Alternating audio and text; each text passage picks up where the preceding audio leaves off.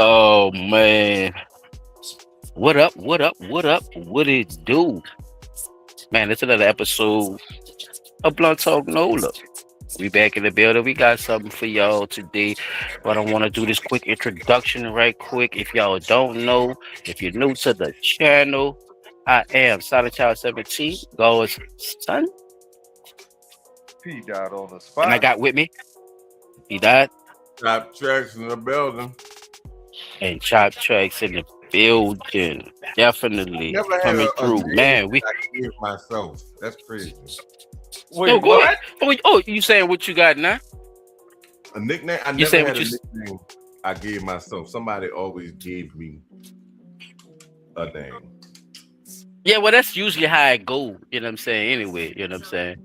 That's usually how I it didn't know happens. I'm gonna say it like that. Niggas would normally just call me by my name. But once I started getting nicknames, it was niggas gave me like I didn't.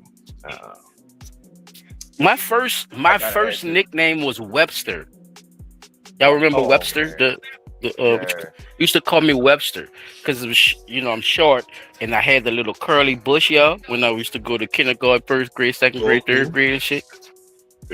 What's up, Webster? My first Because nickname. they had some hood niggas who used to ride motorbikes and shit on the block, so they'd see me have to walk to school and they would be they would rip the shit out of me.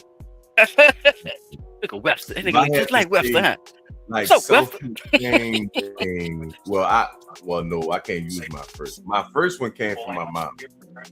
She used to call me. Oh yeah, mine too. That was I got it. I can't lie.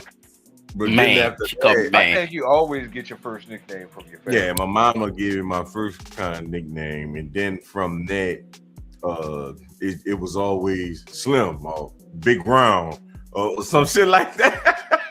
It never was like fuck a big man. Like niggas used to be whipping that big man and Slim. Like big man and Slim, niggas was whipping that bitch for a minute. And then after Katrina, that's when niggas the nickname started sticking. That's crazy.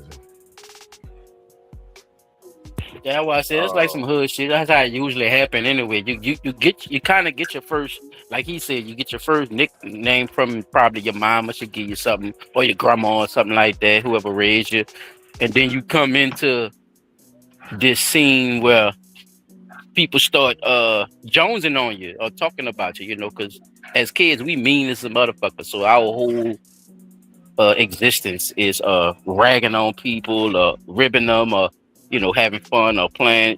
You get your nickname from some dumb shit you done did, or how black you is, or you got boogers in your nose, something. You see what I'm saying? Like you got something, you got a nickname from some of the worst shit that happened to you, or somebody looking at you comparing to somebody. Y'all ever, any one of y'all have a nickname from that? Like what a nickname, like the nickname came from something that was bad, but then it turned into something like, oh, that's just him. Like, all right, for instance, like a nigga might call a nigga Booger, right? Man, that's that boy Booger. What's that, Booger? Yeah. But you got the nickname from you having boogers in your nose when you was a kid. You see what I'm saying? So, but Booger stuck. So now you Booger to everybody. Nigga used to tell me I used to walk around sounding exactly like a tuba. I used to be humming the part that good, like. What? A tuba. Oh, all right. Like, so they called you tuba or something like that? What's that, tuba? Oh, all right. It'll be like. That's what I'm saying. Like a nickname, though. Like to get like a nickname for ribbing you, like talking like something that you didn't like that stuck, though. Oh my! So people just started. Yes.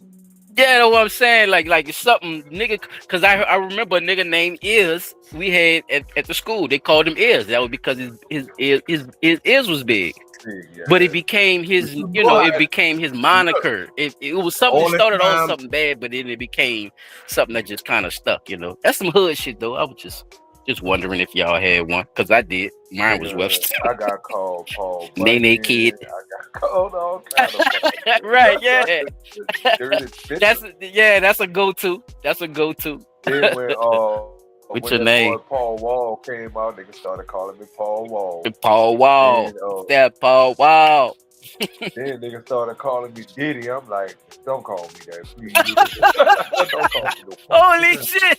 Holy shit! And guess who used Wait, to pause. guess who used to call me that, bro? Remember Big Ty, the dude that used to always had a camera and be taking pictures of us in the hood and shit? Bro, He why did started he call calling me you that Diddy shit. though? You never tell me that, but why did he start calling you Diddy?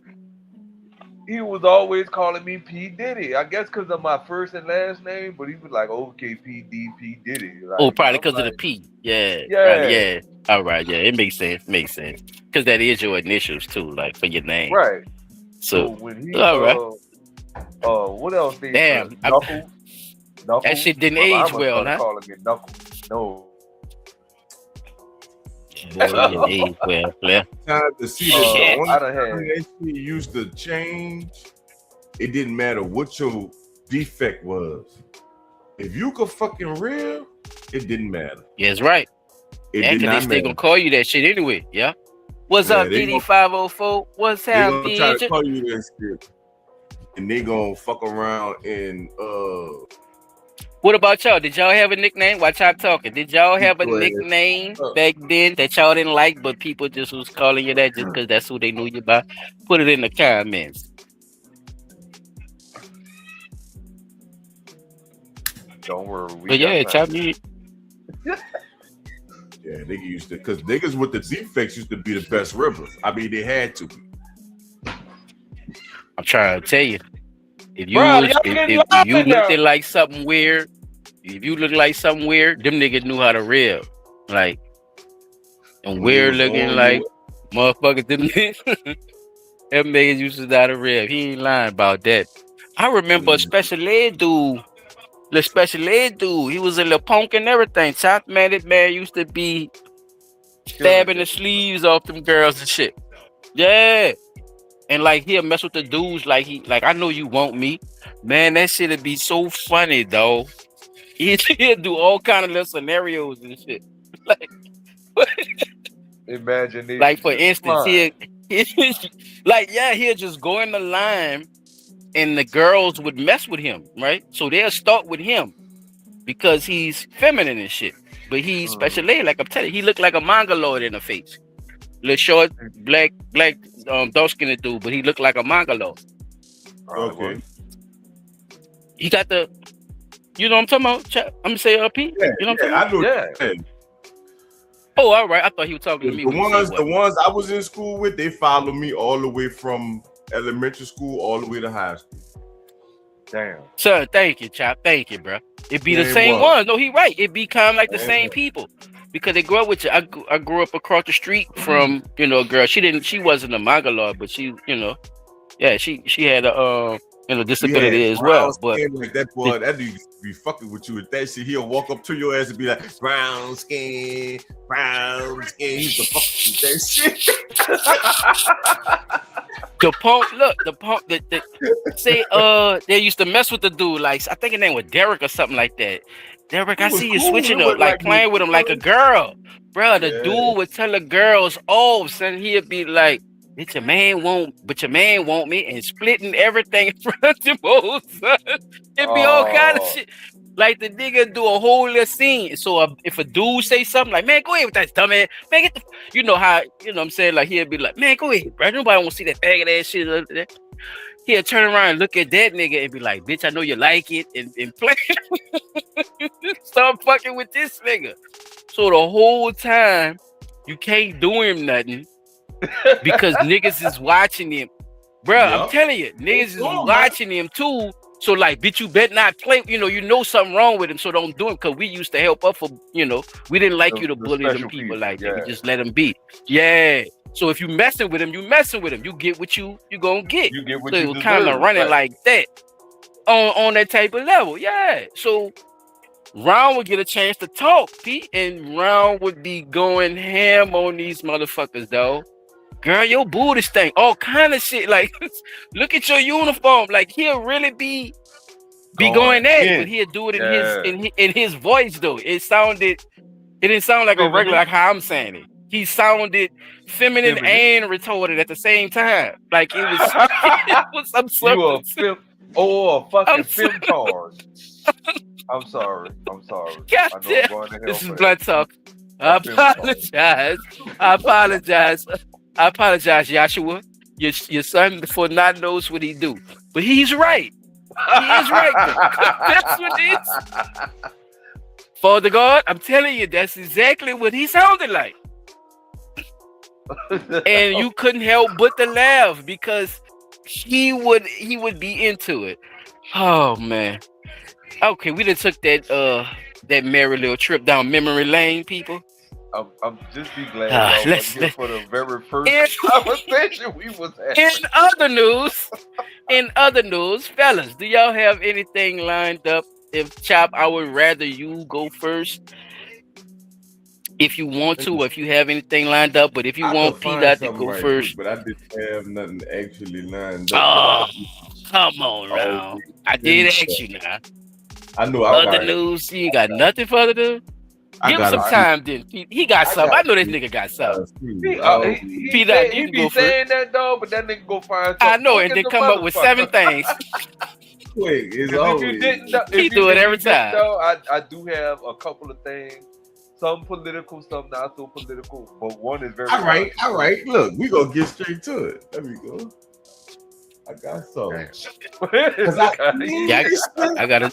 I seen this That's how shit you and get chopped. You people gotta don't buck him up. Look, oh man, people you ain't don't got talk nothing. about. They do not talk about this shit, bro. They don't. But I heard somebody talk about this before recently because with children passing school and all that shit or whatever, like they basically like oh no, this ain't the one that came up. Fuck it. We gonna talk about that then. We gonna talk about the one that came up. It's Craig Hodges. Y'all know they fucked over Craig Hodges when he tried to stand up for black people and shit. That's why he wound up on one of the worst teams, even though he was one of the greatest shooters in the league ever. But that's a fact. Yeah, the political shit. Yeah, all of a sudden, yeah, back then you couldn't be political nothing back then, Chop. You absolutely right. But now all of a sudden, everything runs through who the fuck you fuck with, Republican or Democrat now. So he's absolutely right. They took your jobs and everything from you, bro. He was Abdul, what his name is, Chop? Kareem Abdul-Jabbar. Right? No. The other one. It's another one. He was a point guard. Abdul Shahid. He spoke out too. See that? I don't know if you remember. I think he played for Golden State or somebody, Chop. If I'm not mistaken. Oh, no, the Nuggets. The Nuggets, thank you. He spoke out too, and yeah, his career did the same exact thing. So I'm here for it though. Man, yeah, he was speaking out, political about certain things, Pete, out and how black people was being treated and the way stuff was lined up, and they didn't want to hear that from the basketball players. This is where that shit came from when they say just shut the fuck up and dribble the ball. That's where all that shit came from, Pete. When certain people that wasn't the biggest stars like Michael Jordan and them, they wasn't saying shit about nothing. And these guys were the ones who stepped up and was saying stuff. I know it's only 2 of them, out of a whole league of niggas. But this is how the atmosphere was back then, bro. I'm not kind of preaching to the choir about how the atmosphere was, but it's like just to get you to grasp of it. I know you don't really watch, basketball like that, but even in that space, bro, you didn't actually have a voice when it came up to anything social or political. They just wanted you to win them games, and it's kind of like what it is now. But the only difference is now they use the political push to say that, hey, this guy is a good basketball player. Children, shut up! Damn, remember the mute button, P-Dot. Remember the mute button, P-Dot. Remember the mute. He just got straight no, on you the didn't. We heard everything. On the goddamn intercom. I had my mic turned down and everything. That's somebody had his muted. mic. No, muted. We didn't say turned down. We said mute. Just remember, P-Dot, I'm only here for a friendly reminder, sir. I'm gonna let you know when you crash out here. But yeah, man, it definitely was a difference when it came to a political push. You couldn't say half of the shit.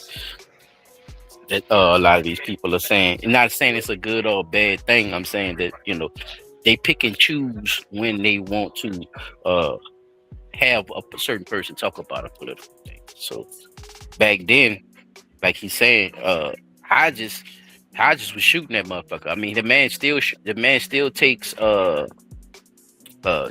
not lessons. He don't take lessons. He gives lessons to people as far as shooting is involved in your form, how you do it, and I mean, one of the coldest 3-point shooters, to be honest with you, when 3-point shooting was not popular at all. Remember Right. the dunk. It was about the dunk. It was about the dunk. It was about that type of movement. You know what I'm saying? Big man status, get down to the paint, and get the tough points. It was way more rugged. It was a ruggeder game. And if you played like that, if you played from behind the line and you played like the shooter, you were known to be soft, Peter. Yeah, You were known to you were soft. Yeah, they would call you soft, bro. And a lot of niggas, you know how that go. And no man called me soft. So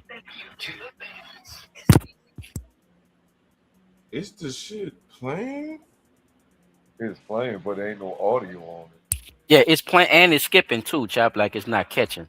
No audio and it's kind of skipping a little bit. So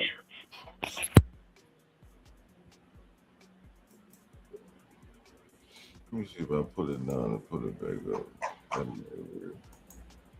You think you'll be able to find that same clip on YouTube? I was trying to pull up and pull it up.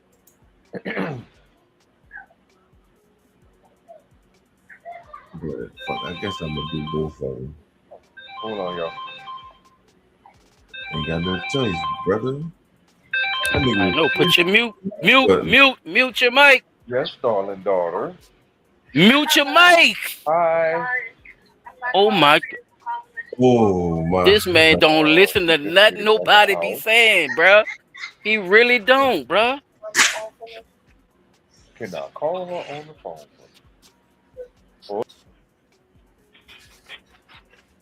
There, bro. I removed him, bro. He tripping, bro. He'll come back up.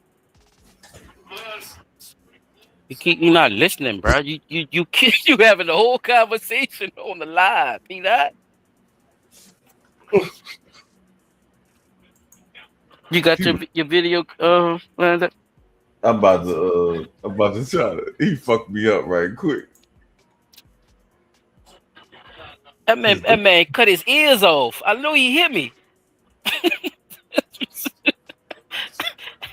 Hey, cut his ears off.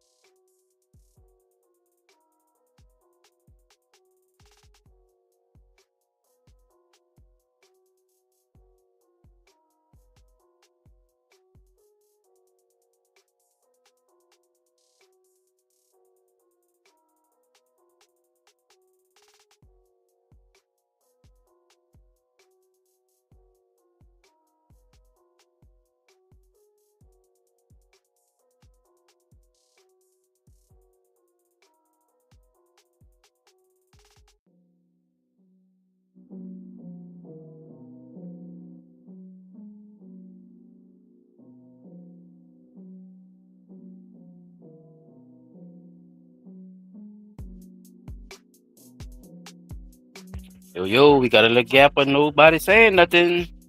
Gotta fill in that space, fellas. What we doing?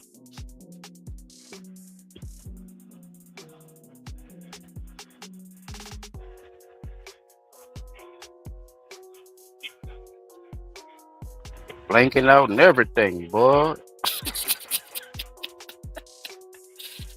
Oh shit. Well, we're having technical difficulties, people. I'm sorry. I don't know what the fuck going on. This shit is crazy. What the fuck it was? Definitely. I don't know. You gotta call it something because it's y'all motherfuckers definitely knew what was going on. So y'all can't say it's technical. I don't know. Let me see if this video plays because the other one they played. These motherfuckers having technical difficulties. What the hell? Praise the Lord. My bad, I ain't gonna get us copyrighted with the song. But look what it said. My son, after 140 averages, 60 targets, 74 missing assignments. Like, and he still graduated. I'm saying that to say in these white schools, they pass them children, even though, like, you know, for us, like, let's just start with the absences. You got six. You got 6 days to be missing school the whole year. And if you ain't got an excuse, they gonna give you, you know, like you a day. You could go to jail. Mm-hmm. You can go to Yeah, we jail. had truancy. Yeah, we had truancy and all that. Yeah. The pictures will come lock your mom and them up. If you are out of school the minute they, that's how it is now as a parent. Now, if you miss more than fucking 6 days of school, they'll fuck around and take your child from you if you don't have an excuse. That's why they got the little excuse shit in place where you could just write a note, because they know 9 out of 10 times if your child gets sick, right? Mm-hmm. And they got to be out of school for 5 days. That's 5 days already. And they got a whole school year left. You see what I'm saying? So you got to come back on your work. Yeah, they got to catch up with your work and stuff like that. And those the crazy part about you showing me this, chap. The crazy part is that these motherfuckers, they spend all that money for them children to go to school to get miseducated or uneducated or not educated at all. And then these motherfuckers in the public schools try to treat it the same fucking way as if somebody is paying for this. Y'all gonna when them people who pay for the miseducation, chap, they go on to better things. When you do that same fuck shit in a public school, it makes it worse for them. Y'all set them up to go to jail and shit. I think that's the only difference, because I'm gonna be honest with you, chap. When I went to Fauché, bro, them people was not worrying about that shit neither, dog. Them people was passing motherfuckers. They were cheating on the leap and everything, son. You remember the leap test? Yeah. They did not want to see your ass no more. They would pass the fuck out you. They would pass you. They had super seniors in Fauché, son. I'm talking about them niggas was 20, 21, 22. Yeah, one. Still trying to finish off the fucking leap, nigga. We ain't had no one, chap. That's what I'm trying to tell you, son. We didn't have one, nigga. We had niggas there. They were 19, 20, 21, still trying to take a piece of the leap, which I respect, though. Which I respect.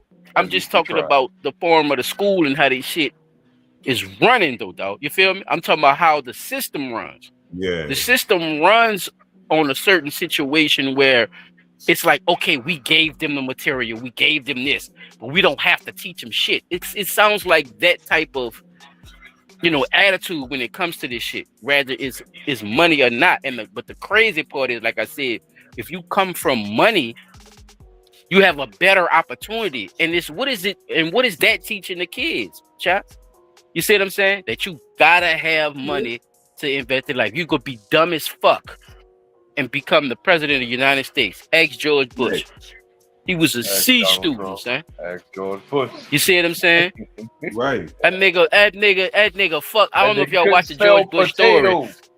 That nigga was cutting up in high school. So that nigga was a cokehead party goer. That nigga Bush was a dog. I'm telling you, son. Go watch that George Bush movie about himself when he was younger. You'll be like, oh shit, god damn. That nigga, like one of them frat boy type shit. You done seen them goddamn movies before. Them Animal Zoo party, Greek frat house bullshit. That nigga was on that type of time. Yeah, he was on that mission. But look, everything was paid for though, chap. You see what I'm saying? He go to his teachers and shit, and they bargain with him and everything. All this is on the movie. Dog. Because of who his daddy was and connections and shit. So that's what I kind of took from that one. P. Dot, did you hear or did you see what he showed? Yeah, I saw that. They had The another one like that. miseducation. What you go ahead? So give your thoughts on that one right quick, right? So part of all this is this shit dials back down to the Nancy Reagan thing with the No Child Left Behind thing. Like versus them trying to figure out what it would take for you to learn what it is that they're trying to get you to learn. They'll just, you know what? He passed this class. He passed all these other classes, but he didn't pass this one. You know what? I'll give him a C. You see what I'm saying? Child don't know shit about that class. Parents donated so much money to the school. Bam, right there. Great That's point. an automatic pass. But that's if you are fluent, right? That's if you are what they call a fluent. When you have the money to be able to donate that kind of money to the school to see, oh yeah, this will go to y'all new library y'all want. You know what I'm saying? Yeah, they make their name and everything. How High had a joke about that. The Dukester house. It's my daddy Dukester. This is the Dukester house. When you have them type of situations, What you need to go there for? you have people, and essentially, if we really break it down, how you see shit with the presidency, some of these political officials that got people working for them or working under them, giving them the information they need. You see what I'm saying? Like if you ever look at some of these congressmen, senators, and so on, they have what they call staffers.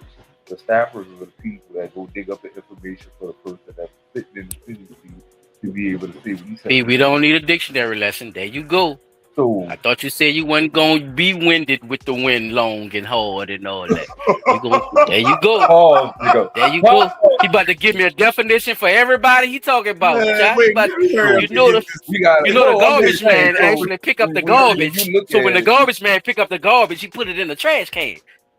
So when you break it down like that, man, like all that shit there really goes back to the No Child Left Behind era. And a lot of these teachers. Did you believe in that, or do you think it's a scam? What? That No Child Left Behind? That shit's a scam. Yeah. That shit's a big old scam, man. Because you well, speak on that a little bit. Like, why you think it's a scam, knowing what you know with Chapter shows you? Well, it's a scam because just stay in that pocket right there. You now have this child that's going to be going on to the next grade without the proper tools needed to pass that grade. You see what I'm saying? Right. And then even so, let's look at it like this: if that's a student in high school getting ready to go to college, he think he gonna be able to do that same type of shit. No, nigga, they gonna flunk your fucking ass. You see what I'm saying? You're not gonna be able to miss 140 nothing in that bitch. You missed what? What it is? I think it's like maybe 15 to 20 days out of college. You drop. Mm-hmm. They dropping your ass. You is not in that class no more. They not playing that shit no more. It get real fast. Yeah, it get real fast. So the No Child Left Behind thing to me is the big old scam because you saying you giving this child an opportunity to proceed and be able to graduate with his classmates. Hopefully he could make it up in that shit. And that shit don't happen, bro. Because if they was having trouble learning in the fucking grade they was in, and you pass them along to the next grade, what the fuck makes you think they not gonna have trouble in the next fucking grade? And if anything, they got double work to fucking catch up on. Because you gotta go Great back. Point. Remember, I don't know if they still do that shit where you got you half a grade.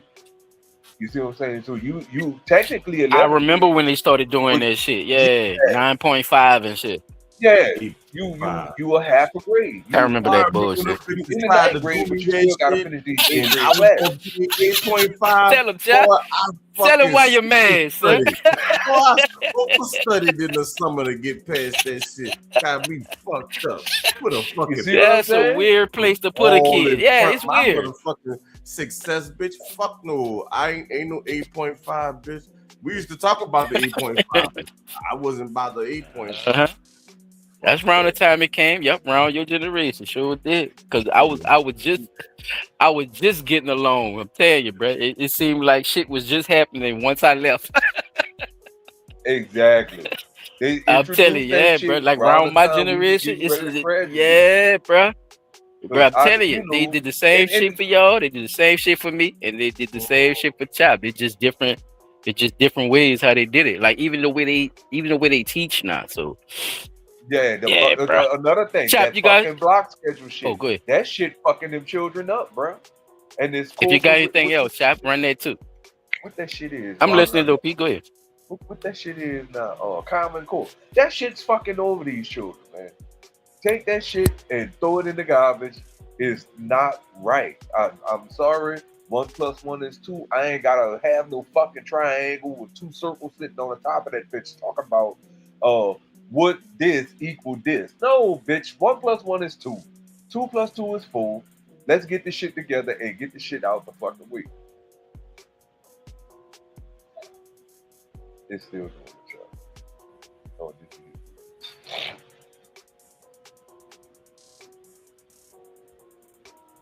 Oh, you good, P? All right. This the Craig Hodges one. So basically, that letter to the president changed your life and your career. No question. I went from being the 8th player on the team in minutes played and points scored to the last player on the team, and still won another 3-point title. But you also told me after the fact, a lot of your brothers or former colleagues told you they felt bad because they left you. Oh, no doubt. All by yourself. Yes. What did that? Explain that, and if you want to share names, cool. If not, but what did that mean to you after the fact? Yeah, it's one of those things where, and once again, this the realization Quick question, that Matt. we were where we were at that time, 1991. I was 31 years old. You know what I'm saying? And some of the young 31, brothers that I was fellas. talking to, they was in their 20s, man, and not That's having it. done the research or whatever. So, man, I appreciate the apology. I appreciate all of that. I'm not, not that I'm looking forward to anything, but knowing that now in your wisdom, you seeing it, and you seeing it for what it was, that a brother was trying to share information with you, and the same information that I was sharing to you back then. Now you on it now. And that's the problem with me is that, okay, Craig, you were taught, you were blessed by your mom with a certain thing on her mind because your mother saw while she was 9, 7, 6 months pregnant, she saw dogs being sicked on her people. She saw pictures of people being lynched. That was going through her to me. Now, what am I supposed to do with that? Just hoop? Just hoop. What they tell LeBron? Okay, now. Keep the political commentary to yourself, or as someone once said, shut up and dribble. Shut up and dribble. Shut up and dribble. What I say, Chop? I'm trying to tell you, I ain't even see this interview. How cold was that? And the cold part of it is, how many people think about us like that? A lot. In so many circles, more than you know. we Look are at Chud the seen builder. as a tool of oppression, a medium to keep us looking at goals that are unattainable. Oh, looking stupid. In 1978, when I graduated from high school, they said 1 in 52,000 children had a chance to be a professional athlete on any level. That's 1978. What is it now with the internet? You feel me? Your sons, your twins, they got it, man. How many they got to battle against? That jump shot at the White House, that cost me $50 million. $50 million. At least. And see, and then it becomes a thing, are we Americans? Are we Americans? Should I get backlash for being able to tell what y'all taught me? Y'all say, go to school, read, learn, write. I go to school, read, interpret what I read in a certain manner, go out and live my life in that manner that I read and that y'all said was cool because I'm free. But then it becomes a problem because now when I say and write a letter to the president at 32 years of age, I can't get an agent to represent me in a union that is supposed to represent us. Charlie Grantham, who's the head of the union at the time, when I go to the White House, he tells me, Craig, we have to find an agent that a team owes a favor so they'll know that you're not a bad guy. And I quote, I'll never forget Some of these unions is like, bullshit. Charlie, what I do wrong? I won 2 world championships. I got Gatekeepers. 3 consecutive three titles right now in my pocket, and I can't get a job. What did I do? I've never been fined since I've been in the league. I never missed a bus. I was player rep as a rookie. That's unheard of. I've been player rep for every team I played for.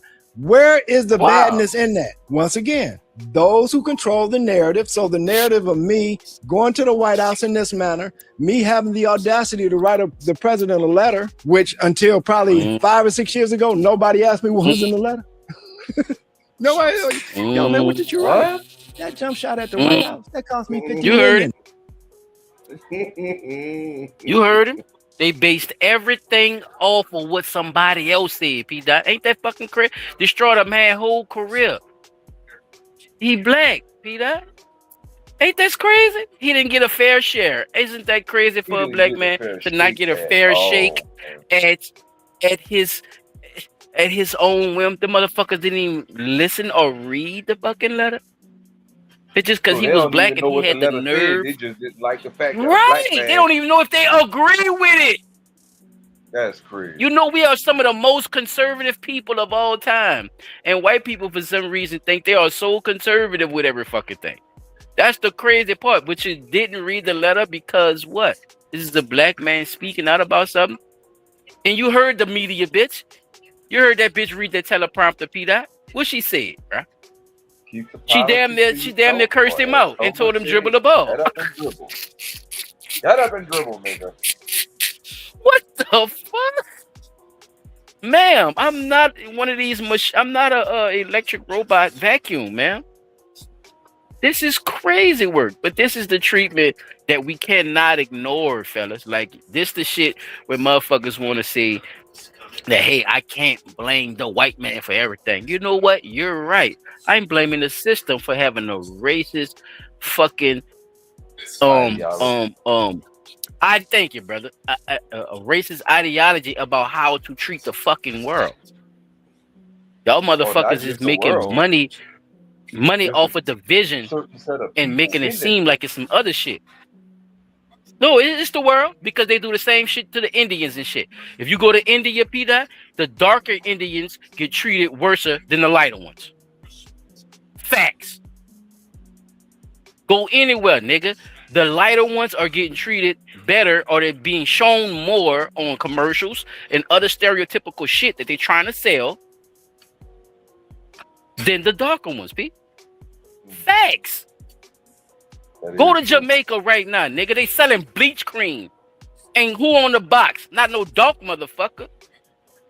It's the light-skinned bitch look like Kardashian. You see what I'm saying, Rob? That's what I'm talking about. This shit is worldwide, dog. You can make money, bro. It's big money in division. That's why I be trying to tell people, stop taking sides and stop worrying about which one of you motherfuckers should do whatever. No. Out that shit out, like you were saying earlier, P. As you get older, it's hard to, you see what I'm saying, hold your tongue back with certain shit. This is one of them things for me, dog. This is one of them for me, bro. Because it's idiotic, bro. It don't make no fucking sense. Whether you white or black, y'all both stupid. If you thinking you have to switch, you thinking you have to take a side with that shit. Your people been fucked over by trying to take a side. Eventually, it's gonna come to where you're gonna realize that you need allies and you need to understand who your enemy is. That's the big point. And when you and when motherfuckers realize that they enemies is Indian, Chinese, Japanese, Negroes, French, Spanish, and all that shit mixed together, trying to fuck over you. Then you could really see what the fuck really going on. But as long as we playing this white and black game with these motherfuckers, y'all, it keep white supremacy in business. Excuse me. That's all I want to say on that one, though, Chop. Yeah, that fucks me up, because he was the perfect player. He was the perfect on and off the court player, and that's right. One of the greatest to do what he did. So what's the issue? Niggas say I won the 3-point. I'm still winning 3-point competition. I'm the last nigga on the. Huh? Not to mention the fact that he said what he was rookie team captain. Oh, Is that what he said? yeah. That's Not team captain. What do you say? Team advisors. Team rep. Team rep. That's what it Team was. rep. Team representative. Team representative. Right. Thank you. Could Yeah. you imagine being a team rep at that age as a rookie and still, man, I feel so fucking played, bro. I don't know, man. Like, You'll be trying to figure out what the fuck going on, just like that man was saying, bro. Like we're trying to figure out what are y'all doing, like what are we putting on TV? I think, you know what I'm saying. So, not to mention the fact that, you know, it happened to him in 3D. He was the one of the ones that got hit by that tsunami of bullshit, bro. I'm telling you, bro, that shit got real. And think about what I said too. The league got real political, chop, right after all this shit happens, huh? Yeah. Not to mention the shit happened. Bro, that shit got political. It's a motherfucker. Niggas started talking about what we need to stand for, what we need to do. All this other ass cake ass shit that didn't help nobody do a motherfucking thing but the NBA to sell tickets, bro. Like they don't even do the black day no more and shit, child, like they used to. Remember the Black Lives Matter, get your feet off my neck shit. Used to wear the shirts, the black shirts. They even had the shit on a 2K game. Yeah. You could go get the free shirts with hold your breath and all this shit. Don't breathe, bitch. Yeah, No, it didn't say don't breathe. My bad. What it said, chap? I can't breathe. My bad. You might as well. You might as well. You might as well. Remember you might as well see that. Look, oh shit. The fuck, bro? That's some crazy shit, chap. I'm just saying. I swear to God, I thank you for bringing this one up, soon, child. Remember this one when Trayvon Martin got killed? Everybody started wearing the fucking hoodies. Now you can't the get hoodies, yes, sir. Now you can't get these little niggas to take them bitches off for nothing. It became a fashion statement. Yep. There it is. Fucking fashion statement, and no matter how much I know it's a retarded fashion statement too, cause it's hot as fuck, bro. I don't know, Chop. You couldn't have convinced me, nigga. You ain't no scariest in the world to wear no hoodie, though, in the New Orleans summer, son. I'm sorry, I couldn't have. Sweatshirt, and they wear it because it's a sweatshirt. And you're supposed to sweat, right? That's stupid. That's dumb. You go sweat. You know why it's dumb, Chop? No, look, I'm gonna tell you. Look. No, look, Chop. Listen to me. You know why it's dumb, Chop? You know why it's dumb, Chop? Why? Do you know why? Because they not working out. They just wearing it. Chop, listen to me. They're not. So how you gonna give me logic for a motherfucker that's work out and use it for the right thing, and then use it as an excuse to use it every day to be musty and dirty? Bro, I'm glad you said that, though. They will wear. You see what I'm saying, Chop? Like these children are, bruh, they lost, son. They know how to help up for themselves, but they don't know the logic behind why they open up for themselves. Also, not to mention, think about it. If you wear that shit, son, they backwards. I ain't gonna say all of them slow. I'm gonna just say they backwards though. They don't have a clue why they doing this shit. But look, that's because they don't care about their history. They think I could just move on and be a new motherfucker. No, that's white people. It's supposed to go. They learned that shit from white social society. Like I be trying to tell him the dude, bro, like my son, I be trying to tell him like, bro, you can't. Bro, it never was imaginable, Chop. It is what it is. You saw it right in front of your face, and you had an imagination, and you played from your imagination. You didn't connect and combine the two, and try to become a goddamn NPC player as a human being, though. We never thought. What I'm saying is, think about it, bro. We played Super Mario and shit, son. But we ain't never wear a hat. Never tried. We ain't never wear a hat and put an hopscotch and go out there with a plumber shit, son. Come on, son. We didn't go that far. What you're saying is hitting home because I was at It's the crazy ring work. ceremony. I was at the ring ceremony, and this child, I heard this child say, "I'm not doing nothing. I'm an MPC." Hey, thank you. You feel me I'm though? like, I'm telling you, I don't be making shit up, son. I'm telling you what this. It fucks me up, bro. I'm telling you, son. I know you believe it, but I just love to say that shit. Like it's crazy work to me because I don't know what else to like, say. oh, But like, no, what the hell? no, You can't. no. Son, we used to make believe. That's why it was called make believe, chap. You feel me? These motherfuckers just believe. These motherfuckers do. I can't They even not even. explain, bro. Like it's just. So, holy shit! I don't know what to say. Son, it's crazy word, bro. I'm telling you, bro. Baffled. I was like, ain't no. All my years of being a parent, I've never heard that shit. But that just let me know the trajectory. You're not even supposed to. Yep. That this shit going on. Like, yes, bro. Yes. And people don't believe your mama could be the most strictest person, bro. If you let them children watch anything that got anything to do with a phone or TV or anything, bro, these people will have you believe that this is how this go. And bro, they push this shit to these children too, like without you even knowing too. Yep. A lot of commercials and shit come through their algorithms because they know they fucking young, chop, and it be a lot of shit. That's why them children be making a mistake and be paying for shit and be putting shit on people's credit card. Because a lot of times when the mom and the shit and all that, that's why they tell you to make sure. I know it ain't for everybody, but I'm just saying, like for that instance, when certain shit happens like that, that's where that's where all that shit come from, bro. Because they don't believe that their children will be able to buy shit like that, but they make it so easy that even a 2 or 3 year old could buy stuff on the thing, and they could just press buttons, son. And people don't understand the significance of that and how detriment that is to a family organization, not an organization, a family oriented person or a family oriented situation that's going on, bro. Like it, a unit, bro. It fucks that whole shit up. It scrambles that, though.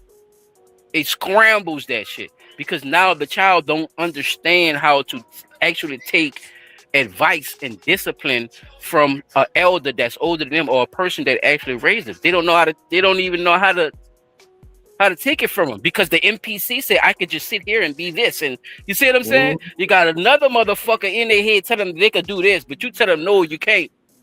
So you know what they're gonna choose. You see what I'm saying? They young, they vibrant, they want to learn. Excuse me, I'm stuttering like a motherfucker. Learn new shit, study new shit. You know, they want to be against their parents. You see what I'm saying? Knowing, we always like that, right? But it wasn't to this level, fellas. Like this shit, like this is beyond what we come suicide and all that shit is on the rise, y'all. Y'all been seeing this shit. Our black kids is starting to learn how to not want to be here no more, fellas. That shit is scary, bro. That shit fucks with me bad, bro. I never heard, I had friends. I'm an older guy, but I had friends, bro, that did shit, bro. And one of my friends actually did kill himself, bro. So I'm not saying that it wasn't relevant. You feel me? I'm not saying that it wasn't relevant. But look at social media, bro, and how this shit is rocking, bro. Is at a higher level because these children don't have no line. They don't have no ceiling. They don't have no break. And it's no, it's all gray area. It's all gray area and stormy clouds. And they so depressed, bro. They so depressed. And it's like, bro, I'm telling you, the children need a breath of fresh air. Like they need a song like from the Fresh Prince or something. Summertime. They need a summertime song or something. Like all this shit they listening to and shit, dog. All that shit is depressing, son. Like niggas whining about how much money they got. Like it's a weird time we in, bro. So it all it's all connected to, you know what I'm saying, the vibe of what you're showing us from Craig Hodges and other people, like I was saying, Abdul I think it's Abdul Shahid or Sharif. It's one of them. If I'm saying it wrong, my apologies, brother. But you was one of the ones also who was speaking out and had a political voice and was a good player, and it made it seem like that you wasn't because you had a political voice. So yeah, Trap, man, shout out to you for that one, bro. Because damn, that shit had me long-winded. Fuck, that had me on my P dot shit just now. I had to get that. I had to get that shit out, nigga. Shit. Fuck. P dot, what you got for me, brother? And I'll go last. Then I could go straight into my to the segment. All right, I got a couple of choices for you. Right, and I'm gonna leave it to y'all to choose. I don't have to choose. I don't have to choose now. Just go with your mind. Go with your brain. I'd rather see what you think before you ask us. We got okay on the list. We got Honey Pack Harold. Heard that right? Honey Pack Harold. I don't know what that means. So I don't know what that means. We got. I know what a honey pack do. I don't want to see nobody. We got the Chud to build a copycat. We got a copycat, Chud? Yeah, okay. We got Chud to build a copycat. And we what else?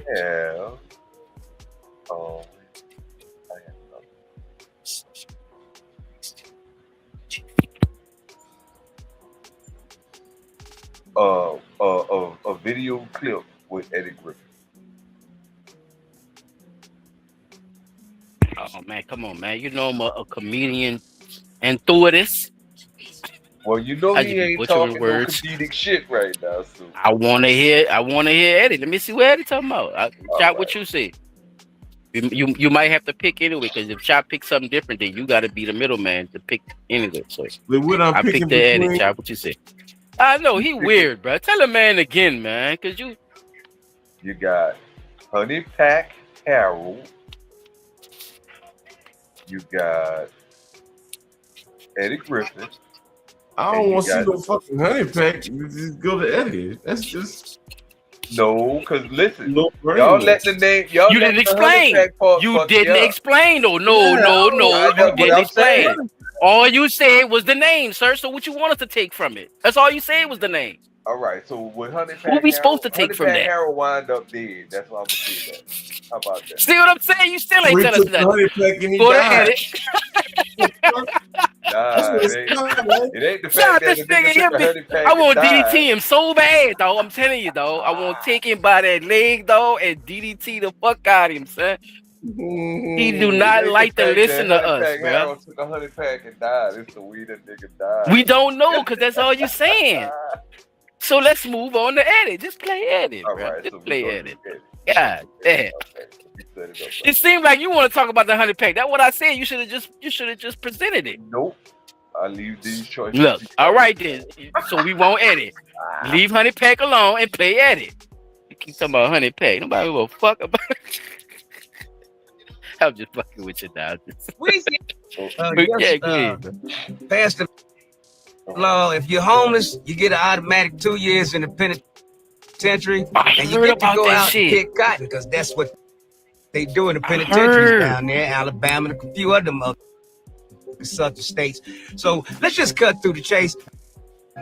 They just legalized slavery. That's all. Slavery is back. What your boy said a little bit. The new motherfucking name is called homelessness. You know, one of the things that we can also say is that Scripture doesn't necessarily follow the politic or the policy of some, even in deep red ruby states. I wanted to throw this the same video up about Louisiana, and there is a state house bill that's advanced that would force unhoused people to choose between jail or a treatment program. If they choose treatment, they have to pay for it themselves. Right. And if they can't afford to pay, they'll be forced to do unpaid labor. That's slavery. But you didn't drove up the price for a house so motherfucking high, and the wages staying the same, that they can't afford a house. So of course they're gonna end up homeless. And now you got motherfucking homeless. That's weird. Slavery. Chop, you could go first on this one. It used to be that's drugs to the penitentiary. Now it's the man said they have an aging prison population. Y'all remember that? Yeah. Yeah, yes, sir. Yes, sir. Yep. They They dying old out. ass can't pick up that shit no more. They don't want to do They nothing. dying out. They can't do nothing with the homeless. We watch. We got the mission. Y'all know that. We got the mission right there. They got a big ass field next to the mission. Show the fuck do, child. Fuck Come on, y'all, tell them about themselves, though. Ain't no more space for more people. But you keep that same building line, and they got fucking homeless people lined up under the bridge to come right there. Nigga, they could have took Toe old up. charity and made that. Toe the fuck up, So son. they got somewhere to live, and they gotta keep doing that shit. Toe up, son. But no, you make money bringing them into jail. Do you see how greedy these motherfuckers is, child? That's some greedy ass shit, son. Oh, but you got room for the jail. How? Well, y'all were just saying you didn't. But y'all got enough room for all them homeless people, though, huh? Y'all, bro, these some contradictive lying motherfuckers, though. That's why I said what I said about it, bro. Like, they could have took old charity and made that bitch a homeless shelter. Oh, that's a great point, Pete. I ain't gonna lie to you. That's a great that point. They need to get them treatment, mental psychology treatment, fucking job. I'm basing it off what Chop just said. Like how you, but like he's saying, Pete, like you, okay. Even if you didn't, let's. Even if you're not thinking, I'm basing it off of what Chop just said, right? Like, even that's a great idea, Pete. That's a great fucking idea. But they're not even thinking that far. Fuck no. You hear what I'm saying, Peter? You get what I'm saying? Let's scale it down a little bit. What can you do if you're not gonna think about charity? What can you do? And that's what I was thinking about when Chop just said what he said. That's a great point. What Chop said. That's nigga. It's right in your face. Nigga, but for some reason, because you can't get a certain amount of money, man, I'm telling you, bro. These some greedy motherfuckers, we got some greedy bitches in office, though.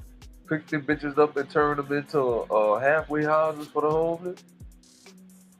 Like, they got too many abandoned houses. Oh, it's dilapidated. No, the fuck it's not. Y'all just want to tear that bitch down and let some white folk come in here, buy the lot, and then take over the next lot next to that. When you could take that same fucking house, fix that bitch up right quick, and put that bitch in the hands of some homeless people and help them get. You ever watch Demolition Man? All of us seen Demolition Man, right, fellas?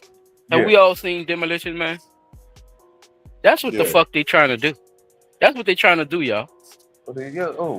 Well, they after they froze round. Oh, when remember when that nigga woke up? When him and Simon then woke up? What them niggas woke up to, y'all? It looked like a happy-go-lucky ass city, huh? Can't use and motherfuckers was living. Motherfuckers was living underground, Peter.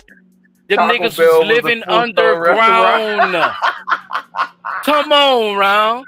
That's big corporation. You see them, and the bitch told you. Oh yeah, them and Burger King had a franchise war, and Taco Bell won. Tell me I'm lying, chat. The fuck? These people are weird, son. They weird and greedy, son. They're weird and greedy, and they want to control shit to where now if you out in public and me and you having a conversation and I say that dirty motherfucker, something gonna beep and a ticket gonna pop out with my name on it, chat. Look. They go ahead. Got my whole shit. Citation for using unsuitable language for the public. Remember, we talked about smart cities, fellas. What smart cities is consisted of? Cameras everywhere. Hey, what you saying, Chuck? They talking about putting the data center down hey, what up? Right? So I want to know and dumb motherfuckers watching the cameras. This shit is crazy, bro. Yeah. Like they letting computer run everything. For you just won't turn on. Man, that shit crazy. Bro, people are getting more lazy and that convenience shit, bro. Like that convenience shit is killing the economy, and people don't want to accept that shit. I could feel it in the air. People don't want to accept that shit, son, but it is. P. Dot, you was just talking about them goddamn data centers. They want the taxpayer to pay for that, y'all. I just heard about this. Yeah. Did y'all know they want us to pay for it? Huh? Yeah, no, nigga. The problem is we don't need no fucking data center. No, what we need that for?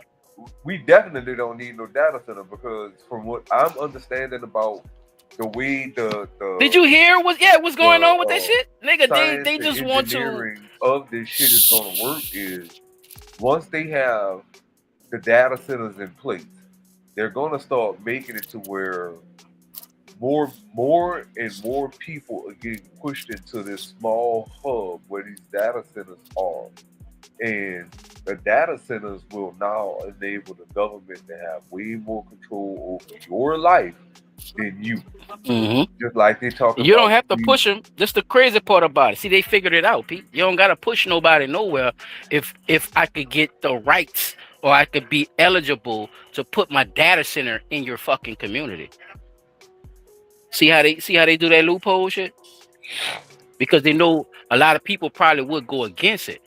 But if I got the right representatives for that area, right, to okay this shit, then I'm putting my motherfucking data centers in there. And data centers are only for all that shit is just to data track collection. You, though.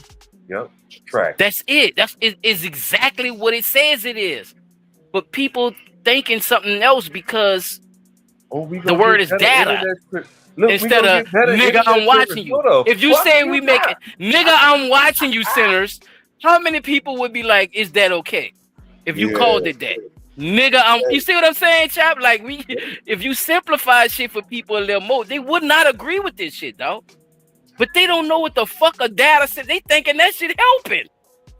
Make something better. Because this is how they present it, though. The spots where they got data centers. They present the shit as if it's something good. Like the man, nigga. Okay. The electrical grids all fucked up. Like everything. And I'm trying to tell you, Pete, that man, fuck a data center. Black box. Remember when we talked about black box? We're gonna do a big thing on them motherfuckers too, y'all. You sound like your boy. Black box. I think that's their name. With that big ass thing they control, they connected with all them fucking companies, y'all. Ain't they called Black Box? Oh, you talking about that big corporation, that big spider corporation. No, it's a big spider corporation. It's I think it is called Black Box. The Black Square or some shit like that. Y'all know exactly. They connected with all with TV, media, restaurants, and all that shit. I forgot the name of them motherfuckers. Black Rock. Black Rock. Black Rock. Oh, hell yeah. Black Rock, fellas. Y'all know them motherfuckers. The umbrella. Black Rock.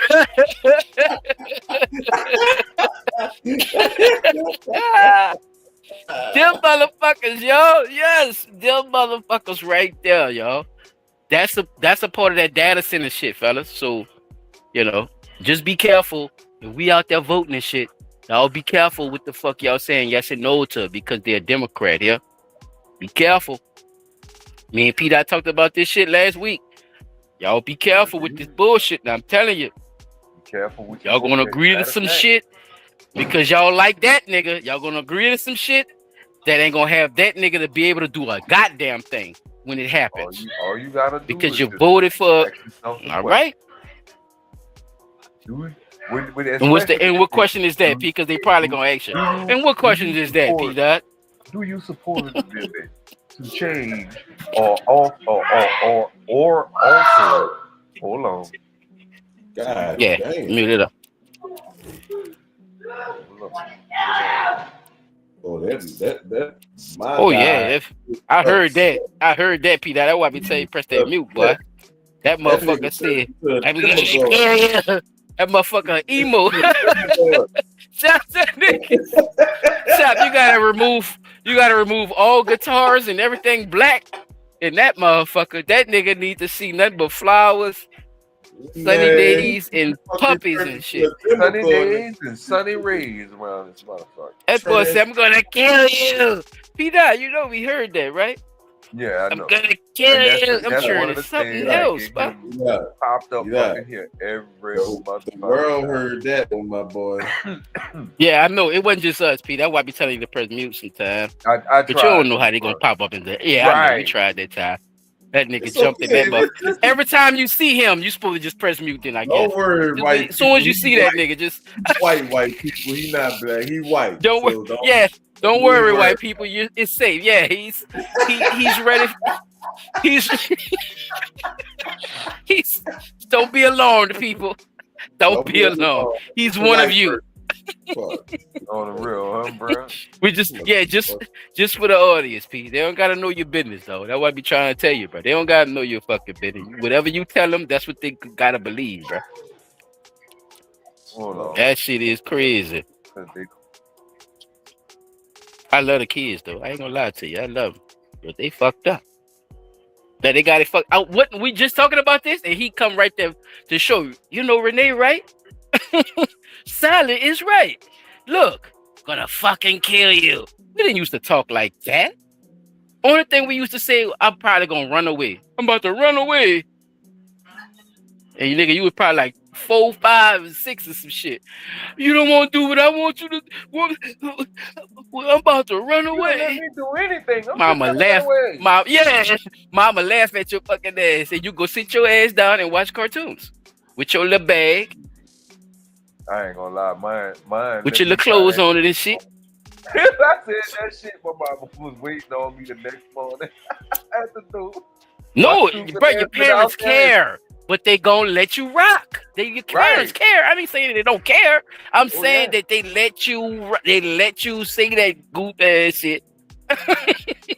Knowing you ain't going nowhere. You don't know anything. You don't know where you're going. You don't know where to go. You don't know anything outside of this house in this area. You don't know, sir. Especially at 6, 7. You know what I'm saying? Like at them tender ages, though. You ain't been no fucking well to talk about you about to go somewhere. I can't even say that though, because I had think about it. Try that runaway shit, nigga. Go ahead. I mean, if you older, then yeah, of course you probably done been somewhere. But hey, bruh, you could try that shit when you're older. I'm talking about young, talking that crazy ass shit around what you're talking about. You could get away with that shit at a certain age because you don't know shit. Fact. And your parents used to let you go, but we never went that far, is what I'm saying. We ain't never. Hell no. Your mama, I'm gonna kill you. You gonna get popped. You better not. You gonna do what? You gonna do poop, Did you hear that song? Now go and lay your ass down and go watch cartoons. The fuck? No, go take a nap. Don't go watch nothing. Hey, bro. Whatever your household, P-Dot. Whatever your household. But you get the point, bro. Yeah, Chop agree with me too. Sure. Stop talking crazy in this house. I bet Stop talking crazy in this house. The devil does not live here. Okay? I won't hear That's all I'm saying, P-Dot. Exactly. Y'all use whipping timeouts and shit. Bitch. Y'all ain't put nobody in no timeout. Y'all whipped our ass. Y'all do not. On real, I don't know where that old because they know that shit. Come on, man. Because it's they people. It's they people. Exactly, chap. No, y'all saying this. Y'all saying the opposite of each other, but y'all actually agreeing. He's saying the white people is their children, P-Dot, so they didn't use that. He's saying that y'all used to whip slaves and shit, and y'all knew that shit worked it, Pete. That's what he said. Because y'all got results from whipping a nigga, but you don't want to whip your own fucking kids, and you see how they talk to your ass. You don't want us to whip our own kids. Fuck. Yeah, but didn't have a problem. Yeah, you act like they gotta go to child services and shit when I tear his little monkey ass up. But you could call him a monkey and send him with 2 gay white parents. Oh shit, I'm about to go for. Damn. This is blood talk. Right. I was about to keep going. Party over. Because you know what them people did them children. Rest in peace to them children. I'm gonna say that right now. From that bad gay parenting that they did that killed them people. So children and stuff. What's up with the priest? That's on trial right now. Oh man, yeah, they've been needed to be hit up for the way they did their service, though. To be honest with you, like they baptisms and shit. Man, oh man, christenings and shit. They gotta hit the meat, Chuck, of the baby. They gotta hit the meat of the baby. All right, my bad. It's blood talk. I'm sorry. Let's move on. All right, so look. Why these people here? They something else, Chuck, but they want to talk about us. But they got some ways about them. I'm just saying. So I went on ahead and put 100-pack Harold up on me. How you get herpes as a 6-month-old, Chuck? This shit is weird. Ooh, god damn. Nobody. Oh wow. The priest was something else. Oh yeah, all this is real, and all this is real. You know how, Peter? I mean, Chief Chop didn't want to hear, but I'm gonna explain it to you. You know, they used to have baptisms and shit when you were a Jewish family, Peter. Oh, so they take the baby's foreskin. Oh, they cut the baby foreskin. Yeah. And they suck the blood from the foreskin. No, they don't have to bite it. No. They cut it. They cut it like surgical, and they suck the head from the blood. They tip it. Yeah. And then the lady listen to me. The lady went got her baby checked, and the baby had herpes. That's how you get it. Mm-hmm. Just to answer your question. Fucking baby got herpes from getting his dick sucked at a fucking baptism. Yeah. Right. I know, right? The world we live in. Well, wait. So that means she didn't know her husband. That means what?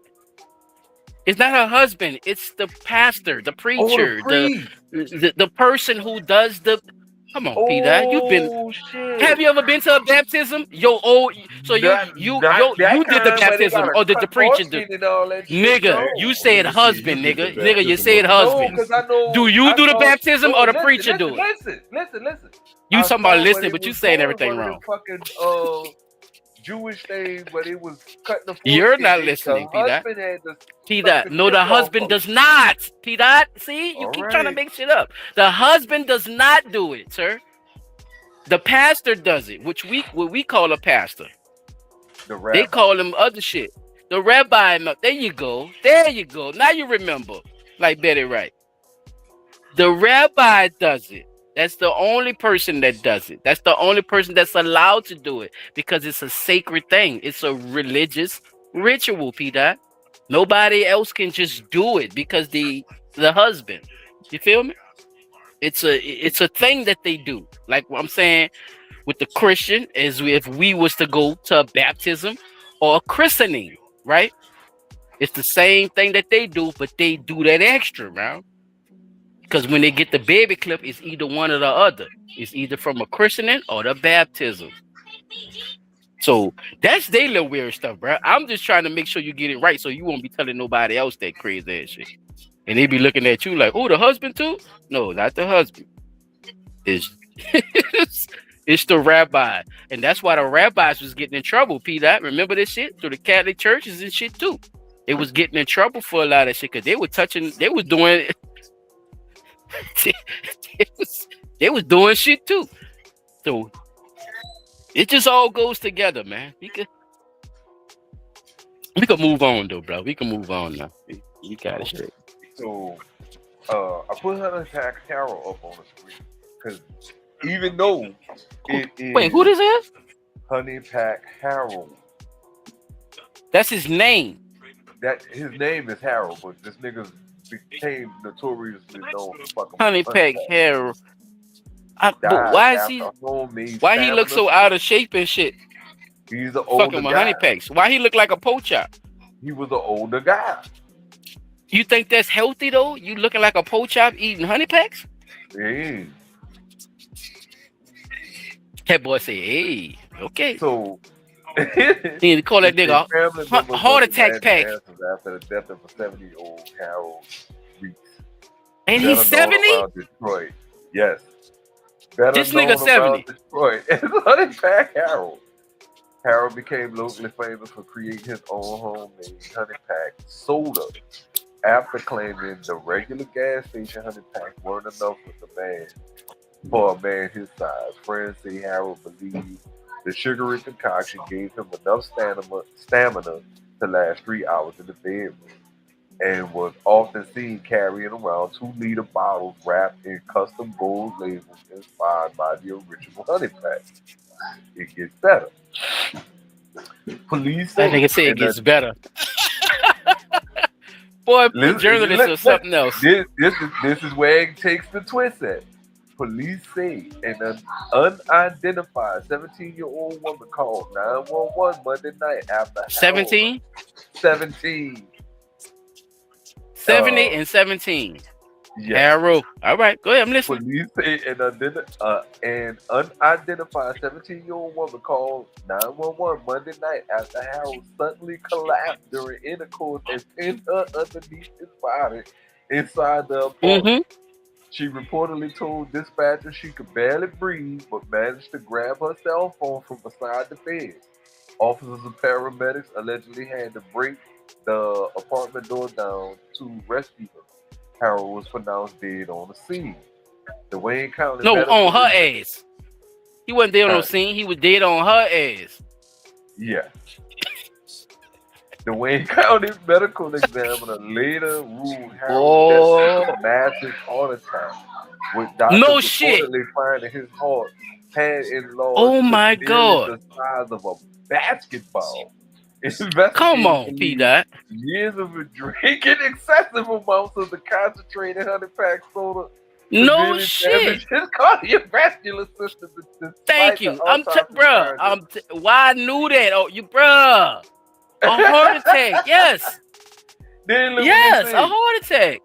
Despite the autopsy findings, Harold family is accusing the young woman of foul play, though police said there is currently no evidence of a crime. Harold was a molester, man. What the fuck is we talking about?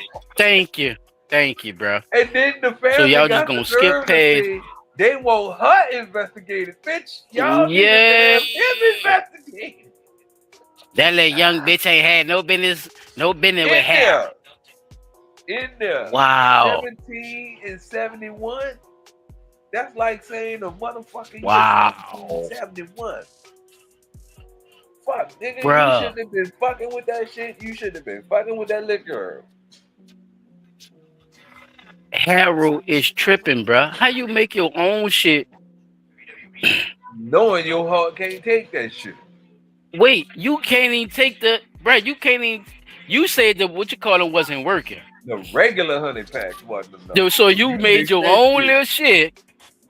With some cream, look, nigga probably was using some cream soda cool drink, dropping 500-600 packs in that bitch and drinking that sugary concoction. That shit blew that man fucking heart clean up. They tell you not to keep fucking with that gas station shit. You don't know, bro. Yeah, your ego killed you, bro. Fucking right. Your ego killed you, nigga. Bitch, you still trying to keep up with 17-year-olds that's out here lost. So you catching little innocent, guilty bitches, and they probably want a little money because you know he paying them hoes. Oh, he had the money. You know he had the money. He's definitely paying. And you drop dead on the bitch. I guess that's the hell of a way to go out, I guess. He died doing what he loved. He died in some pussy. Like the nigga who used to fuck with Malcolm X. Y'all ever seen the Malcolm X movie with Denzel Washington? And your boy was telling him about how his little partners and shit all gone. One of them niggas died on top of a bitch too. Half his age. And that bitch wasn't even half his age. That bitch was a third of his age. That a fourth. That nigga was fucking with a 17-year-old at 70. No, I'm talking about the people you just showed me. That nigga, 17 and 70? Nigga, that's like saying what? That's a your dead body should be arrested. Just cause we're sitting there for 3 days and then we could bury you. My thing is, y'all saying y'all want the young cause you stupid as a motherfucker. For the man that would y'all gonna sit up there and so basically y'all acknowledging that y'all do that. Yeah. that he was fucking with little girls. It sounds like they help your ass, P. You know what I'm saying? And just because That's he the weird died, part. now y'all want him or y'all want her brought under investigation because but he was notoriously known around town for walking around with these fucking 2-liter 100-pack sodas in his possession. So at some point, y'all gotta realize this man ain't supposed to be. First of all, you ain't even supposed to be taking that shit because if anything I know about that shit drop your blood pressure because it's forcing blood to go from one place to another. And that one place that blood is being forced to go to is depriving other places of blood. Forcing your heart to work harder to keep that blood being pumped into that specific region that you're talking about. Or that I'm talking about right now. I'm not saying what it is, but like y'all get the drift. So at some point, you gotta think about it. You got caffeine in that cold drink, you got sugar in that cold drink, and you got them goddamn 100 packs in there. And all that shit right there forcing your heart to pump harder and harder. Not to mention the physical activity you putting in trying to fuck this 17-year-old to death for 3 fucking hours. So, and your big fat goof ass pork chop built ass ain't in shape at all. Thank you. So at some point, y'all got, as the family, y'all gotta be like, well, fuck. He went out with a bang. You blew your heart clean the fuck up. You couldn't find nothing that would have been more suitable for you, like a lady in her 50s. They got some sexy aunties out here now. And I'm quite sure he could have found him one. Right? They got sexy aunties out here now. I'm talking about 50s, 60s, late 40s. From the late 40s all the way up to the 60s. At least a 10-year dip from your age 70. You telling me you couldn't have found that then? You see what I'm saying? So he can't be telling me that. He was fucking with what he wanted to fuck with, and he met his fucking fate, bro. Right. 100-pack Harold. Go meet your maker and go see if you did right enough. I said I declare a death sentence for all child molesters. And he got his own. And it probably came at that last it probably came at that last. Ain't nothing, and that's the crazy part. She's 17. Ain't nothing his old roly poly ass could have did to even satisfy her or even think that, that was something that he would be able to keep around and all this type of shit. Like, you out here playing the field, you out here on TikTok and doing this shit. So it's for publicity too as well. So you trying to make a little money off the shit too and do all the extra ass shit, bro. That shit wasn't gonna work, dog. It's like 1,000 Ways to Die. He gonna probably be on that if they bring that show back. And look, you just added a new number to the list, man. Harold, you have added a new number to the thousands of ways or millions of ways to die. Who was motherfucker was saying in one of the songs 2 years ago. You know what I'm saying? You have definitely added a new one to the fucking list by playing around with the fucking 100-pack. Shit. All right, fellas. So we could move on with that one. Peter, that's all you had for that one, huh? Yeah, I only wanted to plead the 2, dog. I've been saving up. That's all good. You can pull mine up if you don't mind, bro. You could I've always have my stuff lined up, so everything is already in place. Shout out to the people in the building. D54 and Peaches, I appreciate y'all. Got a third party in here. What's happening with you, people? Appreciate it. I'm saying, our loyal listeners.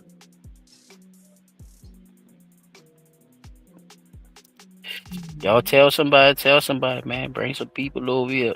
Because we could just give y'all content. We could pre-record this content. If nobody don't show up for the lives, you know what I'm saying? Me and my dog, we could pre-record a lot of this shit. Just have the stuff for y'all. But eventually don't want to join the lives. Yeah, eventually, you join the lives and shit. Y'all could join in with our conversation because we really be, chopping it up with each other most of the time. You know what I'm saying? Because a lot of the information we probably know or we probably didn't talk about it with each other, and we bring it on the show. So y'all be right on time with a lot of shit. So tell somebody like Pete Dot always say. Y'all get people in the building, just mention it, just speak on it. You know what I'm saying? But yeah, this old dude I found the guy who be having some. I sent it to the what you call him, but I didn't present it. Yeah. Okay. Yeah. This is about the gas, y'all. So if y'all been wondering what's been happening with your gas and you kind of not been paying attention to the fine print that's been going on around the pumps or anything, Brown about to break it down for you, and you're not crazy, okay? So check this out. This is about your gas in your car. Come on in. I know y'all need to hear this here. I know y'all been wondering this. Everybody been wondering this, like I've been wondering it. I know you've been wondering it, Vic. This is why your gas has been running out so fast. Now, come on now. Gas prices been through the roof. It's damn near $5 a gallon now. And it seems like as soon as you fill up and you get to the pump, next thing you know, you get the ride, next thing you know, you need to go to the pump again. You dig what I'm saying? So this is why. If you ever notice when you go to the pumps, they have that sign that said it's 10% ethanol. You ever pay that any attention, Vic? Okay. Well, in March of 2026, the EPA issued an emergency waiver allowing E15 gas, which means it's going to have 15% ethanol in it instead of 10%, right? Okay. Now, Congress has passed a law stating that now they're going to allow E15 all year round to be added to the gasoline and fuel, right? Now, that might not sound like a big deal. Okay, whatever. But let me explain what that ethanol does. And mind you, now, this is what I did in the military. I was a gas man, petroleum specialist. Shout out to all my 92 Foxes and all my battle buddies went to war with me. Shout out to y'all. But yeah, so I know a little something about this here. So what that is, what the ethanol is, basically what the ethanol does, it cuts the gas. For all my street pharmacists and people who in the street, it's basically cut. They put cut on it so you don't have to use, so they don't have to use as much gas, or you don't have to use as much gas. So they cut some of it with the ethanol. So basically, when anything is cut or stepped on, it's a less valuable product, right? Okay, so that's the layman's. Let me get into it though. Okay, boom, brown, boom, boom, boom. Basically, okay, boom, boom. Okay, add ethanol. Ethanol is basically something they add to the fuel, so you don't need as much fuel. So basically, they cut it, and anybody knows. Okay, I just said that. The worst of the product, which is why your car has been idling rough when you're just sitting there. Okay, while your gas has been running out so fast, and while your digital fuel gauge has been off. You know how that's been all over the place sometimes where you're sitting there, you think, oh, I'm supposed to have this much gas, and they ain't got that much gas. This is why. Because they've been putting E15 in. They ain't just started it. They just officially announced it. But they've been doing this, like I said, since March or probably before. This ain't told us. Now the cat is out the bag because people noticing, people complaining about it, so they can't just keep lying. Right? So what it is you have reduced fuel efficiency. Yep. That's what it is. So supposedly you'll pay less at the pump, but you're going to need more gas more often. So how's that saving? If I save less at the pump, but I got to go to the pump more, how am I saving money? Don't make sense. But they'll pull that up, the wool over your eyes, and make you think that you saving money because you're paying less at the pump. Not to mention, but you ain't realize you're at the pump three times a week instead of once or twice. Right? And if you have an older car, or something, to just ride around in, how we do have something just get around in.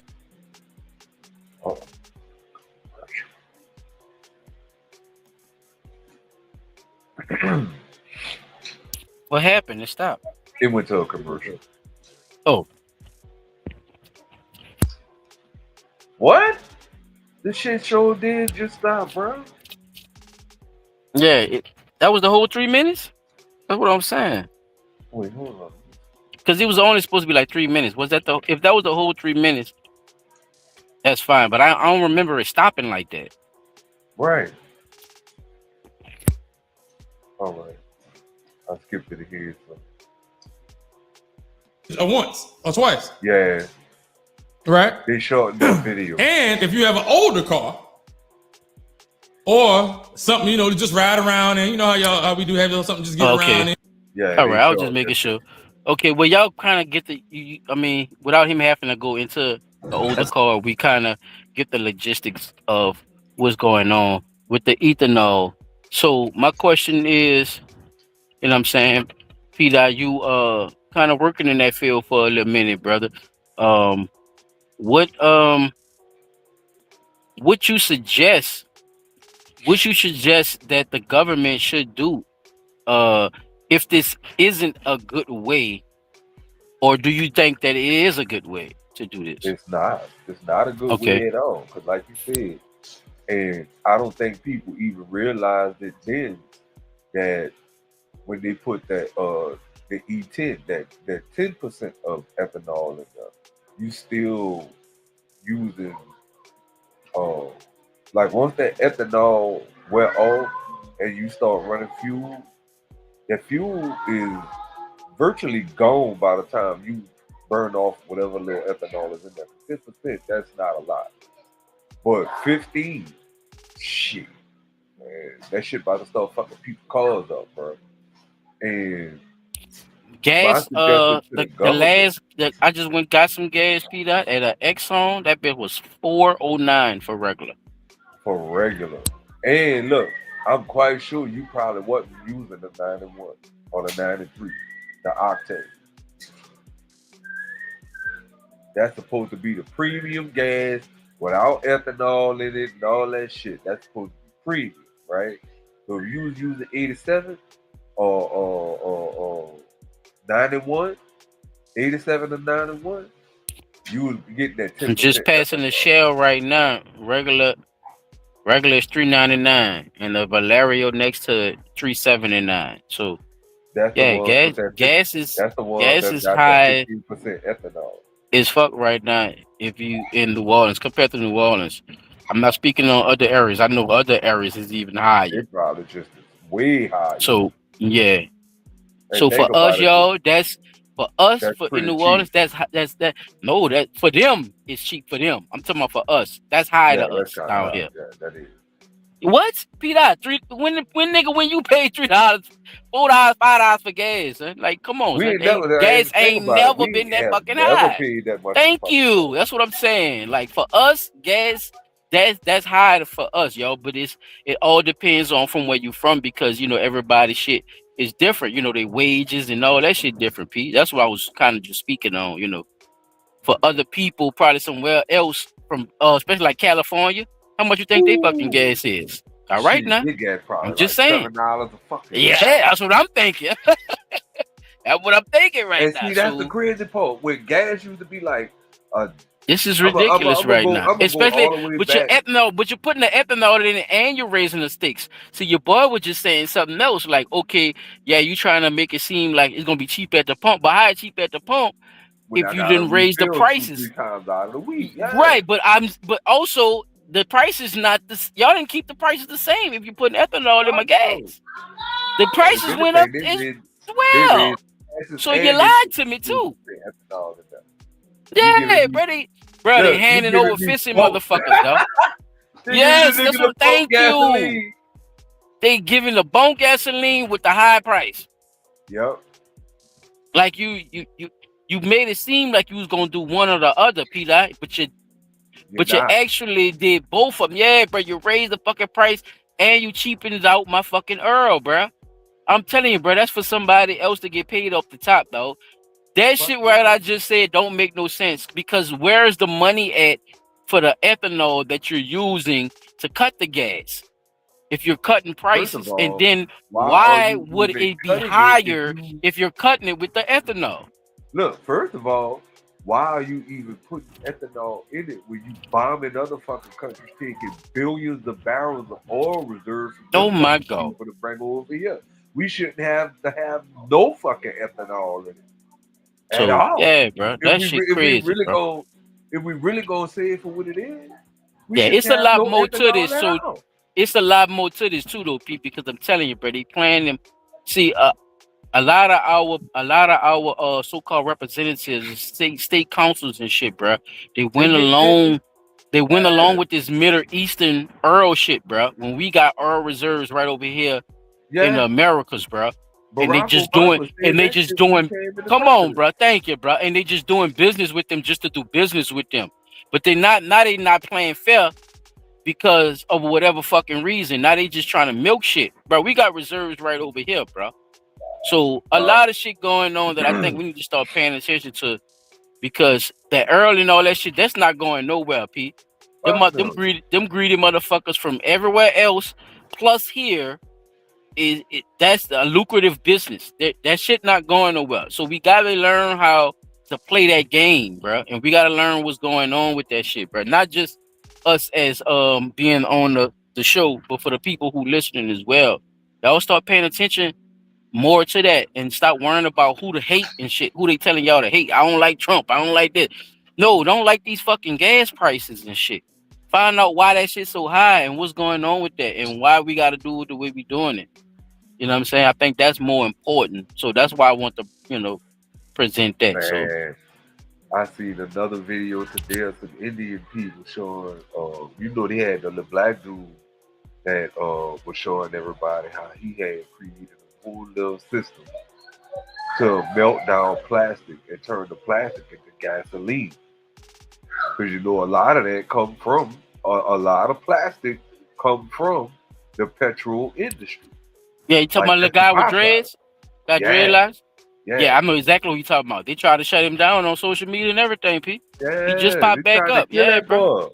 Investors, I know exactly what you're talking about. Yeah, because there is, but there's other way. Pete, you knew this for a fact. We showed on Blunt Talk the water call. Yep. We showed several instances of the water call. Different ways to move vehicles and stuff, bro. Oil and gas is not the only way to move a vehicle. We know this, Peter.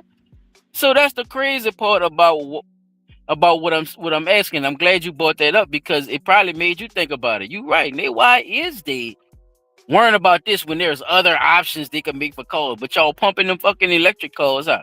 Why? Because y'all can charge niggas for electricity, huh? See what I'm saying? It gotta have money involved. You get your accident in one of the bitches. You they gotta get somebody that they don't want you to know has to get paid, P, for some reason. It's never just okay. I'm doing this for the beneficiary of humankind. You feel me? No, fuck no. You notice that, right? I'm saying you notice that. Like it's never nothing that came out and said, "This is just for humankind. This is free of charge. We're gonna start doing this for the people." When the last time you seen that invention? Last time I saw that was called. Or heard of an invention like that exists. Jab. The goddamn jab. Huh? This is free for the people. You're right. The damn jab. That shit crazy, bro. When they got so much architectural shit that they're not using, that's way low maintenance, way affordable and everything, bro. But what? They choose not to use it because they're making money off of what they're doing already. And it's sad, bro. It's sad and it's greedy, bro. You know? I mean, I think there's a level beyond greed that most people don't even think about, bro. Like you just so far out in the world with greed that any and every little thing that could possibly make you or make somebody else some money, you'll do whatever you can to shut that person down so you can take over their shit and then claim it as your own. Even though, like right now, I think the best thing about the internet is the fact that... Damn, spin the bin. What is wrong with you? Oh, fuck. What happened? No, I'm my bad, Ron. I'm driving. I got caught by the bridge. Oh. But what I was about to say, no, it's man, coming up though. But you were talking about greedy people though, and how they greedy. Like they'll sit up there and shut your shit down, just like that shooting that happened in Buffalo, New York. Then a lot of people not really seeing that wasn't really about race. That was about the fact that man had created or fashioned his vehicle and his wife's vehicle to be able to run on water. And the minute he said that and put them blueprints up and showed people how that shit could be done, he was killed. And the other people noticed he was the only one I think he was the only one really killed. Everybody else was injured. He let the white people, the little dude let the white people skate by. He shot a couple of black people, but only killed the black man. The security guard that had, did what he did with the car, whatever. Then don't forget, they had a white boy that had did it, and he was supposed to be meeting with some industry people from the automotive industry to talk about getting his design patent and put into automotive business. And he wound up dying after eating dinner with the bitches. Now, everybody else ain't died, but you the only one that fucking died. You know what I'm saying? So it's a lot of shit like that that's going on. Oh, another thing too, bro. They talking about this fucking oil. Remember the Horizon oil spill that happened down here? You know that shit's still leaking, right? Oh man, they don't give a fuck. That shit's still fucking leaking, bro. They don't give a fuck, they patched it up and it ain't leaking, man. That shit's still fucking leaking. Be ready to not eat no fucking oysters next year, yo. I'm gonna tell you that much right now. So next year, the motherfucker talk about, oh well, we got a moratorium on eating oysters. Just know this: go back to Blunt Talk. P. Dot on the spot, letting you know right now. They're not gonna have, if they don't have no fucking oysters next year, it's because they still got an oil leak out there in the Gulf, and that shit is affecting the harvest. You might not have no fucking crawfish, you might not have no shrimp or oysters, because the fish gonna get the fuck. But yeah, man, this shit is unbearable. But I had seen a video earlier today with some little Indian dude. Took a couple of jars, some plastic tubing, and what the things is? A old like some type of old water jug, but the bitch was made of metal. And he cut a little hole in it, put some plastic down in that bitch, put the tube in it and all that stuff together, and got it fixed to where once the liquid run out, it run into the two separate jars and shit, like separate the good from the bad. And this nigga made enough fuel from one little group of plastic that he was able to pull that shit in the motorcycle, start that bitch up and drive on, all on video. So all these petroleum-based products out here, and they talk about recycling and this and this and this. Ain't no motherfucking way y'all gonna tell me y'all gotta go steal gas from some fucking body else where you could take and melt down all this goddamn plastic that you steady manufacturing in this country over here. We don't need all this fucking plastic, dog. Niggas need to stop being lazy, wash your motherfucking dishes by hand, and call it a fucking day. You don't need all this fucking plastic. I don't think that's the problem, though. It's not that niggas don't need plastic. You know we overfill with plastic. They have commercials about them saying that you're killing the dolphins and shit because you're using too much fucking plastic. Remember? Yeah. The shit getting caught in the little fucking they showing the duck all fucked up. Come on, Pete. You know that's not the problem, Pete. You know that's not the problem. That niggas, y'all don't need this much plastic. It's not that they don't need this much plastic. It's too much fucking plastic. So I don't think that's the. You see what I'm saying? It's like I told you, bro. It's about them ends, bro. These people making money off that earl and digging and all that shit, making the building, making the rig, and all that shit. That's money, P. Yeah. That's what I'm saying. You gotta think about it like that, brother. It's not. It's creating jobs. It's all whatever they can use, P. Whatever they gonna say, it's a plot. Yeah, bro. Look, bro. I'm gonna say whatever the fuck I gotta say for me to sell this rock. Okay. I need to get this shit out my hand. Think about it like that. I got 3 for 20. I don't give a fuck what you got, nigga. Do you want this rock?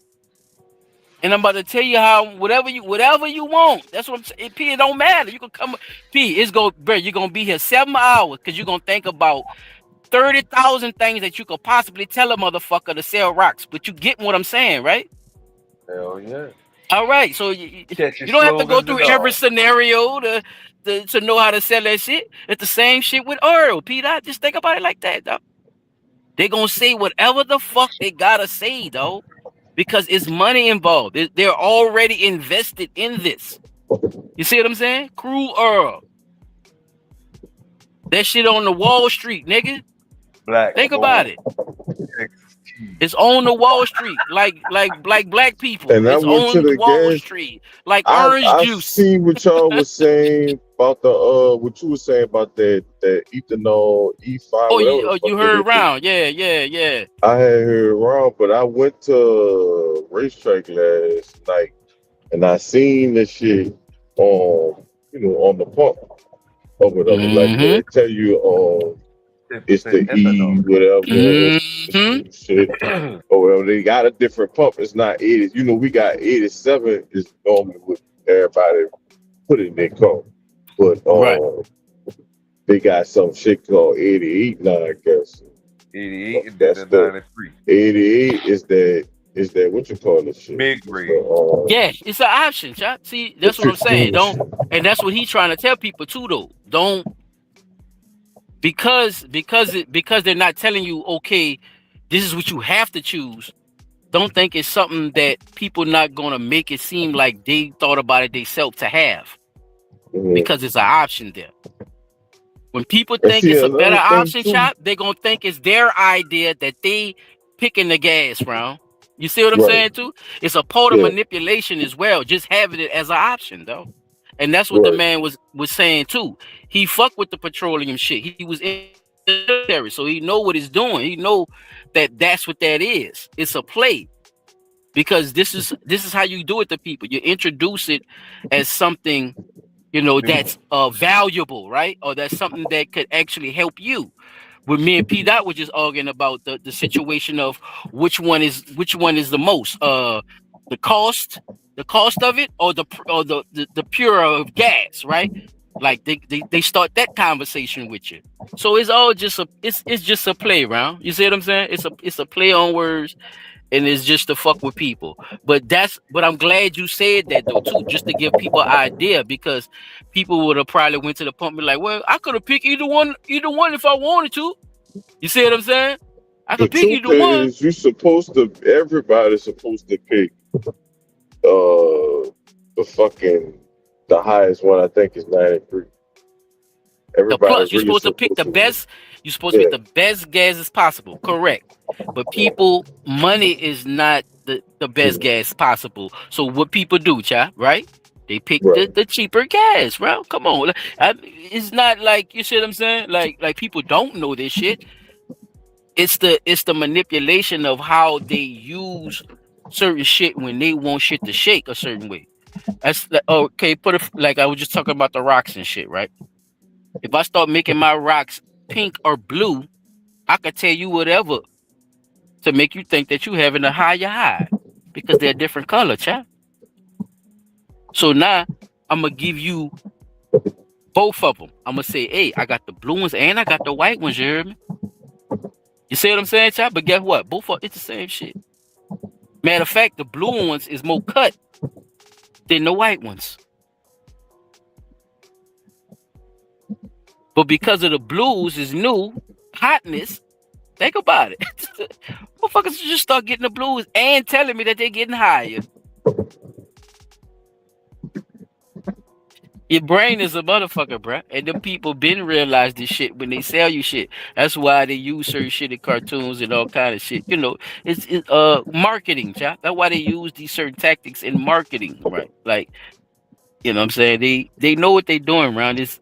Is more than just the business. They use science and psychology to get business, to make money. They'll tell you that's a part of that too. Like certain business classes and shit, they tell you that certain colors attract more people. Did you know that? Like if you made, see, that's exactly what I'm talking about. This is exactly what I'm talking about. That's a tactic, right? To get people to buy shit. That's a manipulation tactic. So this is actually what's being used. So I'm glad you brought that forward too, Chop. So man, this shit is crazy. We about to get into the drug bust. It's time for the segment, fellas. We about to jump into this segment. About to get it popping, y'all.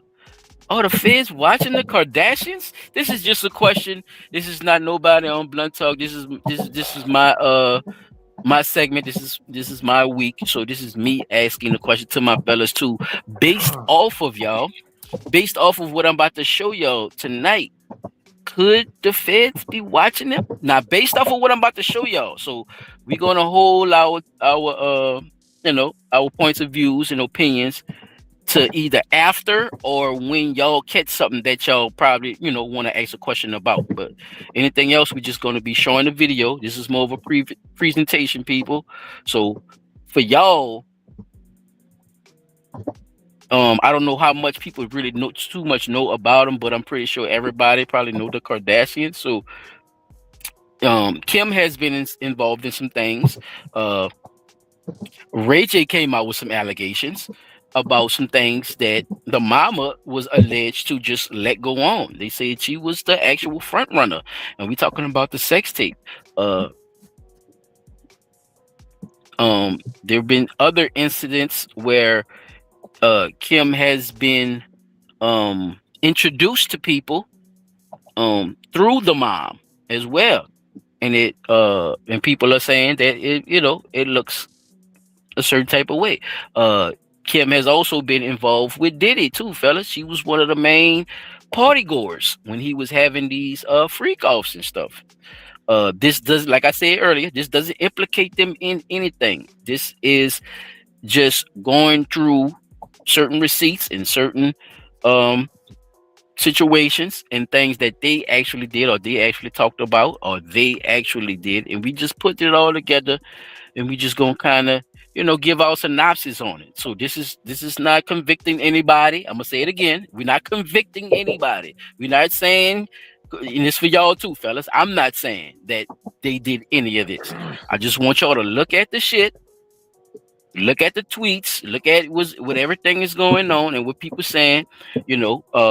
However far you take for RayJ too as well. We could, people got a name on him too as well. So how far they could trust him and what he's saying, you know what I'm saying? But like I said too, I don't want to take away from what y'all gonna actually hear and listen today by other people's stereotypical, actions or reactions to who them people is. I want y'all to use y'all own judgment, use y'all own discernment about what y'all hearing, and just answer the question. Could the feds be watching the Kardashians based off of what I'm showing y'all? All right, fellas. So one thing and one more thing. The drug bust. The people are also saying that the company itself, Skims, they're saying that they had nothing to do with this, of course, right? And they did bring Kim down for questioning. Obviously nothing happened from that. So just to throw that on top. So they haven't been convicted of anything neither. Nobody is speculating anything too. But we also know how the feds do and how RICO charges go too as well. They let these motherfuckers go and they let them do. We done seen this happen with Bill Cosby, Diddy, Shannon Sharp. I say Shannon Sharp. Darren Sharper. I could keep going, fellas, but y'all get what I'm saying. You build up something and then you have this situation and then boom, here they come. So this also happens too. So keep that in mind while we're listening to what we're listening to. Like I said, y'all just use your own discernment, and we're not speculating anything on anybody either. And nobody has been convicted of anything. But by what we're seeing and the behavior and the patterns of what we're about to see and hear, just give me your opinion on what I asked. Do y'all think that the feds are watching? Let's go, Peter.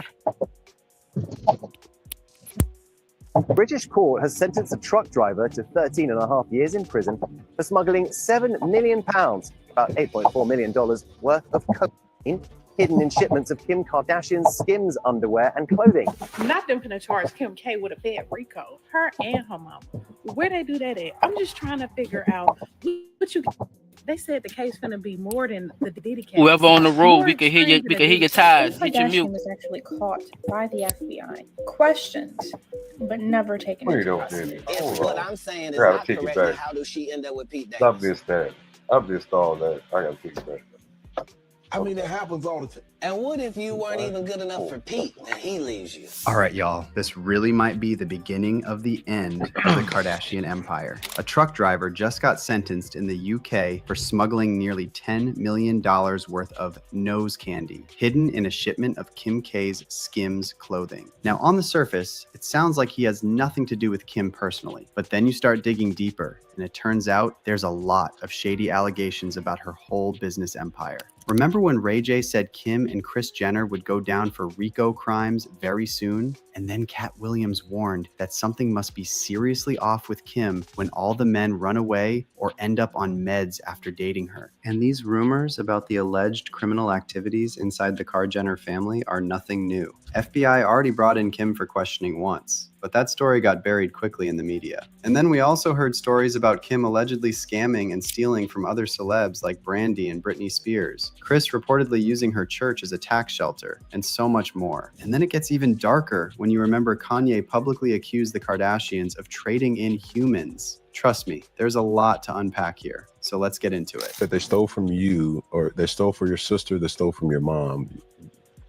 You're using that as an example because of the lawyer fees attached to this, or They stole 800 grand, it was like 600,000 to 800,000 off my mom's credit card and Brandy's credit card. To do what? They stole it. All right, let's first talk about this truck driver situation, because this is genuinely so crazy, and people on social media are now saying it's only a matter of time until we find out the Kardashians have their own DOJ files. So back in September 2025, a Polish truck driver named Jakub Jan Kunkel was stopped by Border Force officers at the port of Harwich in the UK. His truck was carrying a legitimate shipment of Skims clothing, but the border police thought something was fishy. So they did an x-ray of the truck, which revealed a hidden compartment built into the rear trailer doors containing 90 kilos of nose candy, worth about $9.4 million. According to the police report, the truck driver had made a 16-minute stop during his route, where he picked up the kilos. He admitted he'd agreed to smuggle them for just around $4,900. He was eventually sentenced to 13.5 years in prison and will be deported after serving his time. Now, officially, neither the sender nor the intended receiver of those Skims clothing knew about the nose candy, but something seems off about this whole story. And we're just speculating here, but it's not adding up.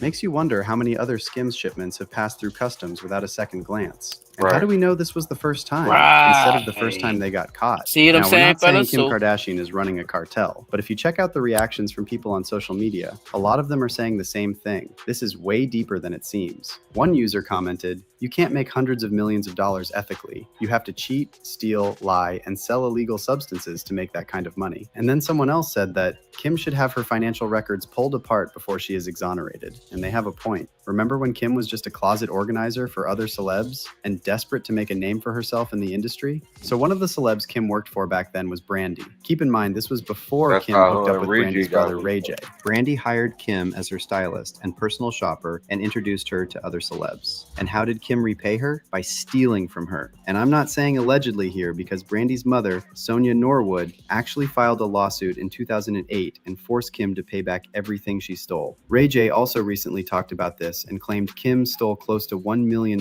from Brandy and Sonia's credit cards. So Kim and Khloé was my sister's assistants. Kim was doing closets. They didn't have any money. All that's a lie. They worked for Brandy. Brandy said, go shopping for me. They swiped the card and get Brandy 3 or 4 Jimmy Choo shoes or whatever, or clothes, whatever, and then they'll get themselves like 4 or 5 shoes too.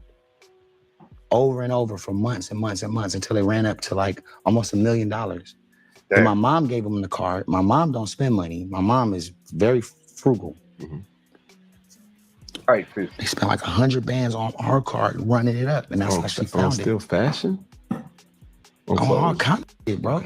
They had my mom's credit card. They thought my mom spent like Brandy spent, and stole all their money, bro. They got caught. They had to pay it back. It's in court. They had to pay it Which back. is true. They have court filings for that, for anybody who wanna. And I guess she was in a situation where she couldn't speak on it, so they got away with it. And look, I know people love to dismiss RayJ, but this time he's telling the truth. And Sonia Norwood actually confirmed this recently and backed up RayJ in his ongoing court battle against Kim and Kris. Back in December, Sonia filed a declaration backing RayJ's request for the judge to throw out the defamation lawsuit brought against him by Kim and Kris. And Sonia wrote in her filing, "In or around 2008, I discovered that Kim Kardashian and her siblings, Khloé Kardashian, Kourtney Kardashian, and Robert Kardashian Jr. had incurred around $850,000 in unauthorized charges maintained by members of my family. Before I filed suit, I told my son about the Kardashian siblings' theft. And even though Sonia won and Kim was forced to pay her back, that didn't stop Kim from moving like a scammer. In 2019, and Kim was actually questioned by the FBI about her relationship with Joe Lowe, a Malaysian fugitive accused of embezzling billions. Here we go, fellas. Lowe is Listen. accused of transferring $4.5 billion from a company owned by the Malaysian Ministry of Finance into his personal accounts. But before he became an international fugitive wanted by the FBI, Joe Lowe was living the high life and hanging out with celebs like Leonardo DiCaprio, Jamie Foxx, Paris Hilton.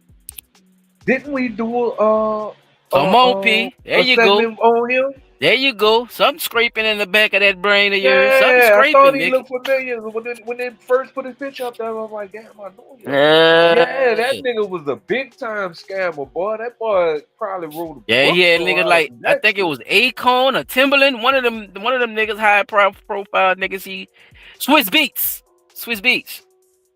Man, that nigga got a lot of people, boy. It was Swiss Beat. No, what you remember? That's what we was talking about.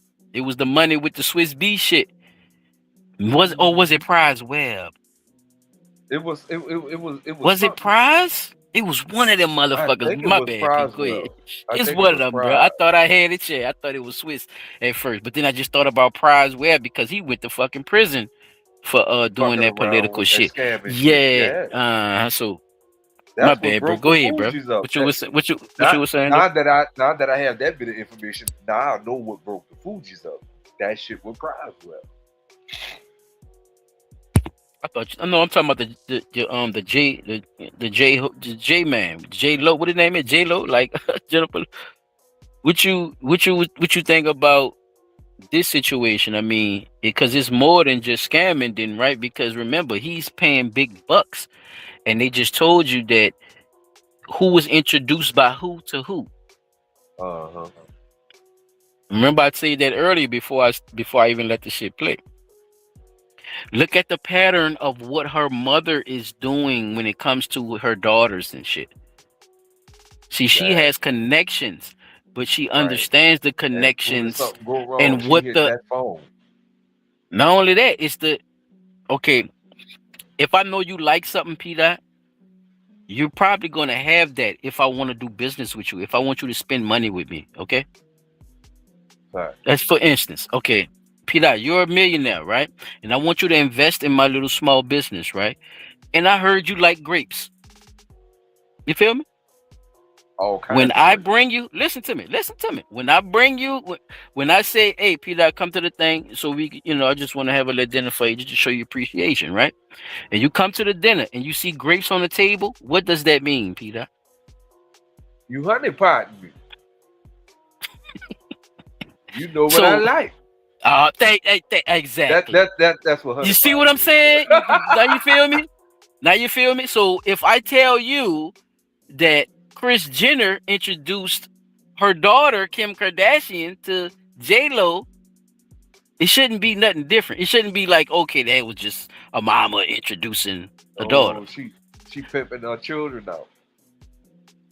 Look at the pattern, brother. That's all I'm trying to get you to see. You see what I'm saying? Stop taking everything like as if for face value. Dig a little deeper. Take your own discernment out. That's why I kept saying that in the beginning. You see what I'm saying?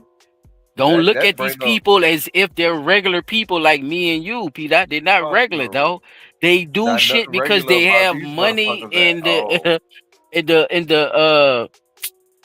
access. They have money in the access to get to a lot of different shit, though. So the shit they doing is way different than what we're thinking. Now look, that brings me to question this too.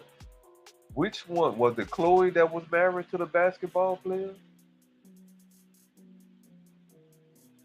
P, all of them was, I think damn near all of them was married to basketball players, No, except which for one like had one or the two. one who Kim one had of them? basketball players, and Khloé had basketball players. You probably talking about Lamar Odom is the most popular one with Khloé.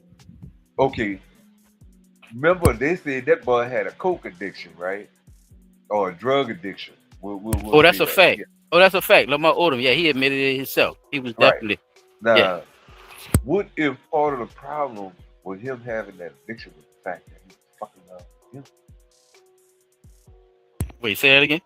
I said, what if part of the problem was that he was fucking around with them, the Kardashians? What if his drug problem started as a result of fucking around with them? Well, with Lamar Odom case, I can't take nothing from what he said. So if I'm gonna tell you what he said, B, he said he was already, on that type of time, and and your girl, was trying to actually help his ass on some shit. Okay, because he said so. I'm gonna base it off that. I get what you're saying. I've never like, been a big fan he could have of been like going through something and wind up with them, and that high life could have got him caught up into some shit. I totally get that part of it, though. I get what you was, where you was going with. Because I'll be looking at. But he said, he said he was already. Yeah, he said he was doing the dupe. They caught that nigga at the Bunny Ranch and everything, bro. Yeah, he was doing it big, bro. Snorting coke off the back of a booty. Yeah, and hitting him all that type of shit. Yeah, Pete, all that type of shit. Yeah, definitely. But what I was about to say, man, I never really I get it. Money marries money, right? I get that part. But one thing I've never understood is these celebrity marriages. This shit be seeming like it's more arranged than anything. Like, oh well, right now you two, y'all two are the two most popular people right now, so we're gonna put y'all together. Like Kim Kardashian with RayJ. RayJ had a popular little music career. He had a good little acting career. Kim was just so happened to be working for his sister. His sister's a very popular singer. She done did some very high tracks with other popular singers, and some icon singers and stuff like that. So let's just see what happened when we put this young lady and this man together and let the magic happen, right? Because up until a certain point, like, dude, I kid you not, I didn't know RayJ had gotten with Kim until like the sex tape came out. Yeah, it's actually funny that you bring that up, P, because like you always do, you get ahead of yourself. I actually got that for you, and they're going to explain how he's going to explain how they got together. So if you want to hear, that good I gotta juice, let it play you a just little press longer. play. You gotta let it play, bro. I'm trying to tell you. I got 2 videos lined up for you, so I'm gonna catch you up on everything. Trust me, P. So you know what I'm saying? Anything outside of what you don't know, don't even worry about that. Just like I told you, listen to the little side shit that's going on. Like I told you with the mama and how she sets the daughters up with certain people to make certain monies. And, you know what I'm saying? Listen to the little slick slide shit. Don't too much worry about, what's really going on, because I'm gonna kind of catch up on everything with that. I found 2 good videos that gonna pretty much, break everything down for you. Okay. Malaysian financier. Accused of transferring $4.5 billion from a company owned by the Malaysian Ministry of Finance into his personal accounts. Yeah, all good. But before he became an international fugitive wanted by the FBI, Joe Low was living the high life and hanging out with celebs like Leonardo DiCaprio, Jamie Foxx, Paris Hilton, and yes, Kim Kardashian. And according to FBI documents Paris from Hilton, 2019, that was her federal partner. agents questioned Kim about one specific night in Las Vegas with Joe Low. So back in 2009, Kim was at a Vegas casino with Low and 2 producers from The Wolf of Wall Street. They played cards in a private room until early morning, and around 5 a.m., Kim wanted to leave. But a friend told her to stay because he had heard stories of Low giving people chips at the end of the night. So Kim stayed. and she started calling out which bets to make. Low won big, and as a thank you to Kim, he gave her his chips. And those chips were reportedly worth over $350,000. But it gets crazier. Kim then went to the casino counter and cashed out. And they handed her $250,000, and I am not making this up, in a trash bag. A trash bag full of $100 bills. She put that... Something wrong with that picture, because if he gave her $350,000 in chips, and they only gave her $150,000 in trash bags, with nothing but $100 bills in it. So they took out $100,000 worth of taxes right then and there. Like the man just said, bruh, you could believe it or not, Peter. Yeah, she had a trash bag full of honey, so bills. something was shady, of course. Yeah, that shit shady. She collected the okay, remaining. Then. Let's move on. You don't have to. Let's move on. Yeah, it's shady as hell. What? Yes, sir. Hold on then. Wait. That shit don't make no fucking sense.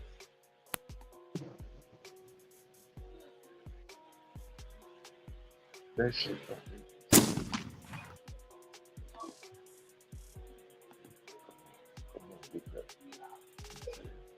Okay. Morning, and around 5 a.m., Kim wanted to leave, but a friend told her to stay because he had heard stories of Lowe giving people chips at the end of the night. So Kim stayed, and she started calling. Bam! You called out best friend, Lowe one big, Lowe one a big hand, and give his chips to Kim Kardashian. Over $350,000. Out which bets to make. Lowe won big, and as a thank you to Kim, he gave her his chips. And those chips were reportedly worth over $350,000. But it gets crazier. Kim then went to the casino. Oh, this is why they say it went crazy. This is where it went crazy.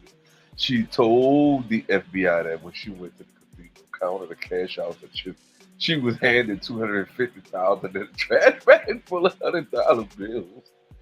Bitch, you pocketed some of that money. You ain't want to pay all the taxes on that $350,000.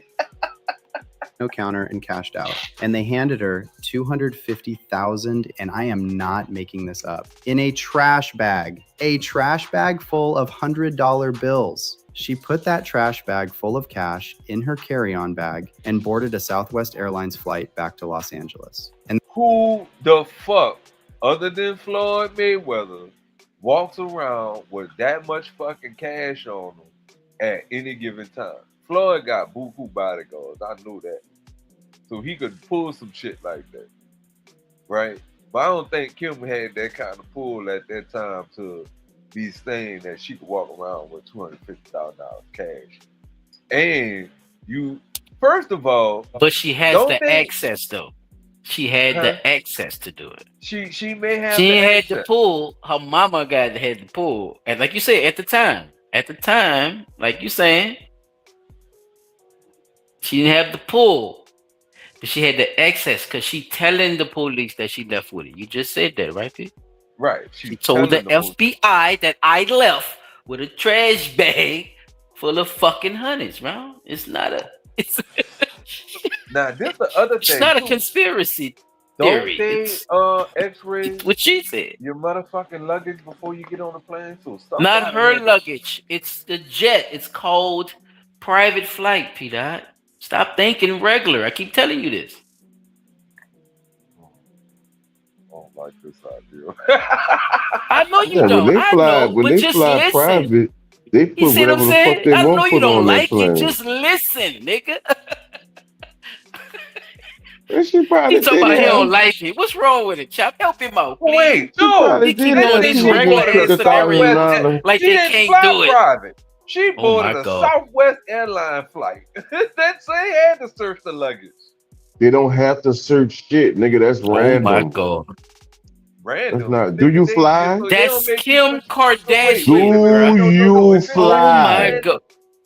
Do Nigga, I you done flew fly? Southwest before. You gotta put All that right, fucking so suitcase on that goddamn thing and let that thing go through that fucking X-ray machine. yeah, but this is Kim Kardashian. She's not supposed to have $250,000. Nigga, you ain't supposed to See what I'm trying to tell him, child?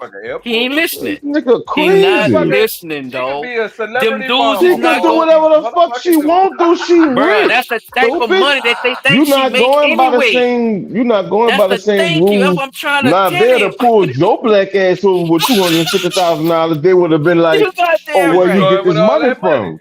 Yeah, but not Stupid her, nigga. ass. She Get got. your She silly can ass. fucking.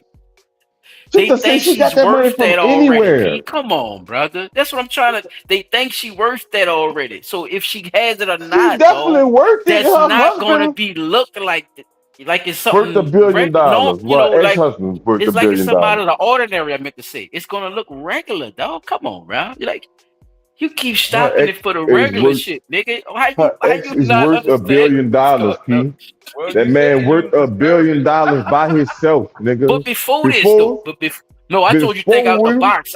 I ain't say keep ranking on the before regular we shit. I start just talking asked you about, not to worry about the regular shit. And you keep before we start talking about the man lady, before we start talking about the mama, before we start talking about Chloe or Courtney, the bitch they got money. They been had money. they come from money, from the name itself. The Yeah. Kardashian is an attorney. That's what she married into. P. I don't know if you knew that, right? You knew that? Yeah. The daddy.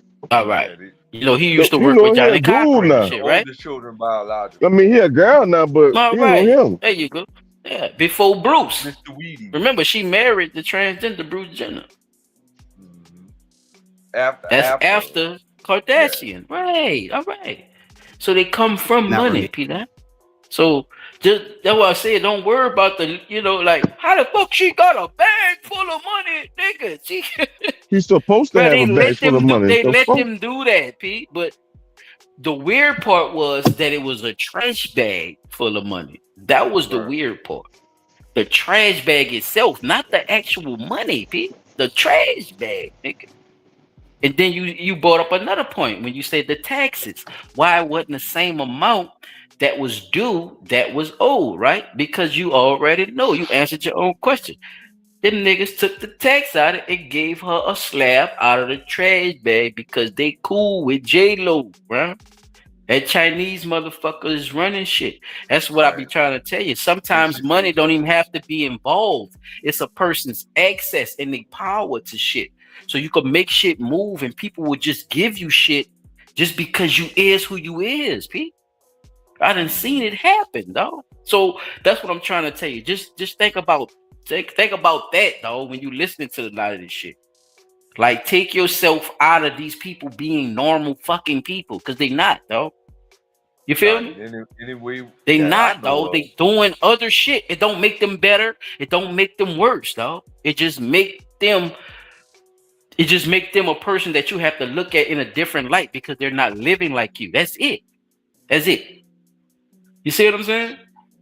So when you hear certain shit that don't sound like you would do on a normal, take the little shit out of it and put it in. You see what I'm saying? Like normal shit. Okay, like I said, did you court any of your daughters to any man? Nope. Yet? That's the shit you look at, P. That's what I'm trying to tell you. You feel me? Why is your mama regular? That's regular shit. Why was your mama sending you to niggas? As you being the daughter, why your mama sending you to niggas to go chill with them and shit? Look for those behaviors, Pete. Look for unordinary behaviors, not the way these people live their lives, though. And I'm telling you, bro, I put everything for you. So just try to stay on that one, bro, because I'm telling you, we gonna keep answering you the same way. It's not gonna stop. we gonna keep trying to correct you, Rob, because we don't want you to be out here just saying anything or just thinking anything too. You could always have your own opinion, but you can't be wrong, nigga. You can have your opinion, but you can't just be flat out wrong when you think it's a fact. That's all, brother. It's no disrespect or nothing. I won't say that too.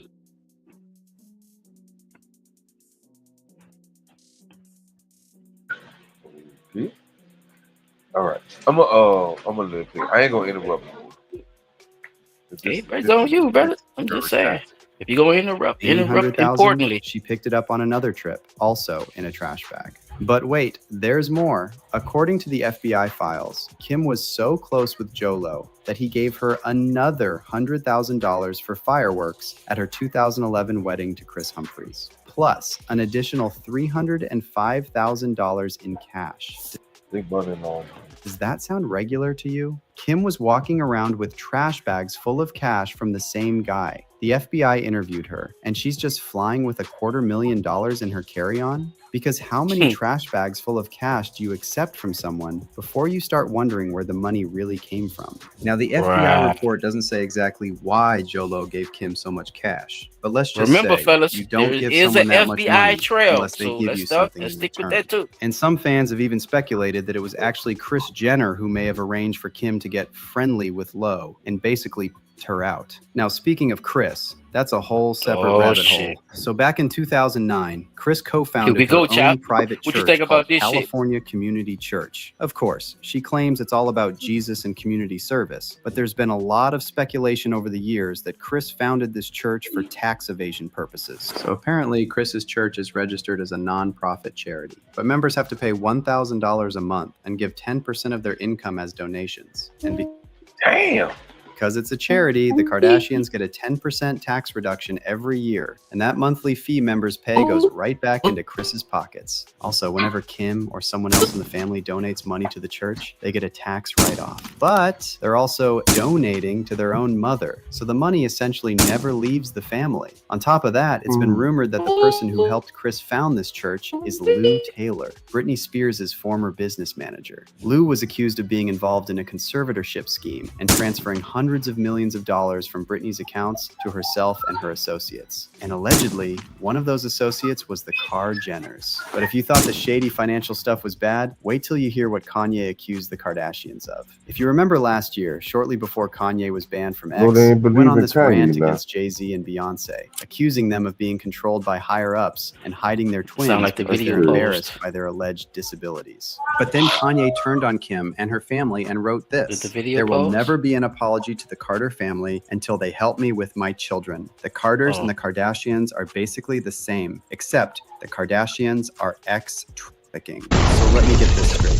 Kim and Kris are suing RayJ for defamation, and Ray never even accused them of anything this bad. But Kanye straight up says they're doing the same thing as Jeffree E, and they've got nothing to say? No lawsuit? Not even a cease and desist? Makes you wonder why they wouldn't want to address a serious accusation like that. And look, this is just the tip of the iceberg. You could make a multi-part documentary on all the dark allegations about Kim and her family. Now, circling back to Cat Williams, when he said all those things about Kim on Club Shay Shay, a lot of people accused him of being disrespectful and offensive. But if you read between the lines, Cat was trying to say that Kim isn't just some vapid celebrity who gets passed around. It sounds like he was saying whatever she and her family are involved in was enough to make all those men run away or even go crazy. What do you expect? The guy married a whore. Like, what? Oh, Lord. Like, I didn't mean it like that. I mean, married her because she was one. Not he didn't know. He understood that he wanted that. He courted that. That's what he wanted, to base his family on. She got a good heart, though. I know what you're going to say. Don't you say it, Cat. Don't you say it. Why you asked? I'm going to move the conversation. If what I'm saying is not correct, then how does she end up with Pete Davidson? I mean, it happens all the time. And what if you weren't even good enough for Pete and he leaves you? What do that mean the product was? But now I want to hear your thoughts on all this. Do you think there's something sketchy about this story about the truck driver who got caught smuggling kilos and Skims? And what about all that other shady stuff Kim and her family have been accused of? Could RayJ be onto something? Could the Kardashians really go down for RICO These crimes? questions and Drop more. all your takes in the comments below and stay tuned for the next All right, video. P. You could go to the next one. Shout out to Celeb Live for that one. You know, like I told y'all, fellas, it's just a quick montage that Round put together. I want to show y'all because he brought up a lot of good points too as well. Because I hate to ignore one side because we want to believe that they're crazy or they just going against them and that the Kardashians are just doing everything they need to do and they're just these good positive people that just is prospering and making all this money. Bruh, I don't live in that world, fellas. I'm sorry. I don't. I'm not gonna sit here and act like these people don't got their hands and shit, because a lot of the motherfuckers see this same shit too. I work hard, so I party hard. What the fuck does that mean? Work All right. hard, play So hard. what the fuck does that mean? I'm gonna ask you again. What does that mean? Because a lot of things is considered partying. All right. A lot of shit. And a lot of shit has to get trafficked, and a lot of shit have to get pushed for some people to party hard. All right? And that means a lot of bitches and a lot of drugs. So let's not play stupid right now. Let's not be Sesame Street right now, fellas. We already know what the fuck going on. Where do you get this shit from? Who you connected to? And all that shit makes a matter. Because everybody need a plug and all that shit for whatever the fuck you partying with. All right, this shit, they got the psychedelics and oil now, nigga, and this before P Diddy. All right, they been pumping this shit. So when we look at these things, it's just to have awareness. That's all, in my opinion. It's just to have awareness. So when things pop up or allegations do come up or the feds do say, hey, we got an indictment on this person, let's not act like the rest of the world and act like, oh, these were the best people in the world and I didn't see it coming. I didn't know. Oh wow, Kim and them doing what? I don't want to live in that world, fellas. You know what I'm saying? So that's why I like to bring it to the people when it's in incubated form. You feel me, fellas? When that bitch is still in the birth canal, when that motherfucker is getting bigger, and 9 and 10 months later you have a birth and an indictment around this motherfucker. I'll be right back. I'm about to put this back. So, all right. So yeah, man, it's just that though, chap. So just give me a little something, bro. If you got anything to say about it, I really, I know I told y'all it's just gonna be a presentation, but if you won't say anything on it, or what you seen, or what you believe, or what you want, what I'm saying, anything, bro. Just, what I'm saying, give me something I on do it if you want believe to. the money, the trash bag money coming from other sources and stuff. I do believe that, and I do believe too that they all have their hands. I wouldn't say all, but majority of them have their hands in other shit. And most of the time it be shit that they shouldn't even be fucking with. So, The fix. So you saying that? So could the feds be watching them? Because like I said in the beginning, this is a question. It's not me indicting nobody or anything. It's not a question to me because they gotta be watching. They famous. So, okay. That's just like with the what you call the police, the trap police or whatever. They gonna watch them niggas too, just like point. With them, they gonna watch them because they have to. Yeah, and the trucker getting caught using the Skims, right? Doesn't that kind of agitate whatever they was watching too as well? Would you think so? Yeah. $10 million. $10 million, child. Nah. Oh, that RICO, nigga. That good coat. 10 million. And they say he hid the shit in the door handles, nigga. You know how you pull the two doors? Fucking right. Yeah, he had it in the door. He had it in the doors. It wasn't even in the Skims. It was actually in the doors. So that was smart too. But at the same time, it was suspicious because Brown act like he didn't know what the fuck was going on, and he got paid kibbles and fucking bits. That nigga ain't know what the fuck. I don't think he knew what he was moving, to be honest with you. Because for you to get paid under $10,000 for that type of haul, chap, you like they gave that nigga like 5,000 and some change to move over $10 million of work. You come on, bro. Hey, You man. give a nigga fucking 500. It's calculated. If that man would have knew that was that much in that motherfucker, I don't think he would even took that type of money. That's what I'm saying. I don't think they even told him, what exactly. Like, bitch, drive this truck. Here you go. Boom. They got a little something in the back, because a lot of times when we be busting these bitches on the show, they be giving them bitches the bag and shit, and motherfuckers say, yeah, they got the shit in there, but them motherfuckers don't be knowing how much they be in there a lot of the times. I'm gonna say most of the time, and that's the crazy part about part of the job is not looking in the bag. Yeah, part of the job is not looking in the bag. Exactly. So once you get it from that person, we don't know where it came from before that person gave that person. The shit changed hands a couple of times, child. We done seen this shit before. We know how it go, and we've been around long enough to see how it happens. So it's not like you're talking from a person who hasn't grown up around it. You feel me? We grew up around it, so we could have some type of example from the shit. Like, it's crazy that people don't understand that part, and they bring up all those type of other situations as if it's not that simple. But that person don't have to tell that person nothing. All they gotta do is tell him, here, this is that amount of money. Here you go, player. Drive the fucking truck, Trevor. That's it. Drive the truck. Drive that motherfucker fast. Don't drive. Drive just like you drive your fucking haul, nigga, and come through, and that's your money. Boom. That nigga got 10 million in the back. Come on, man.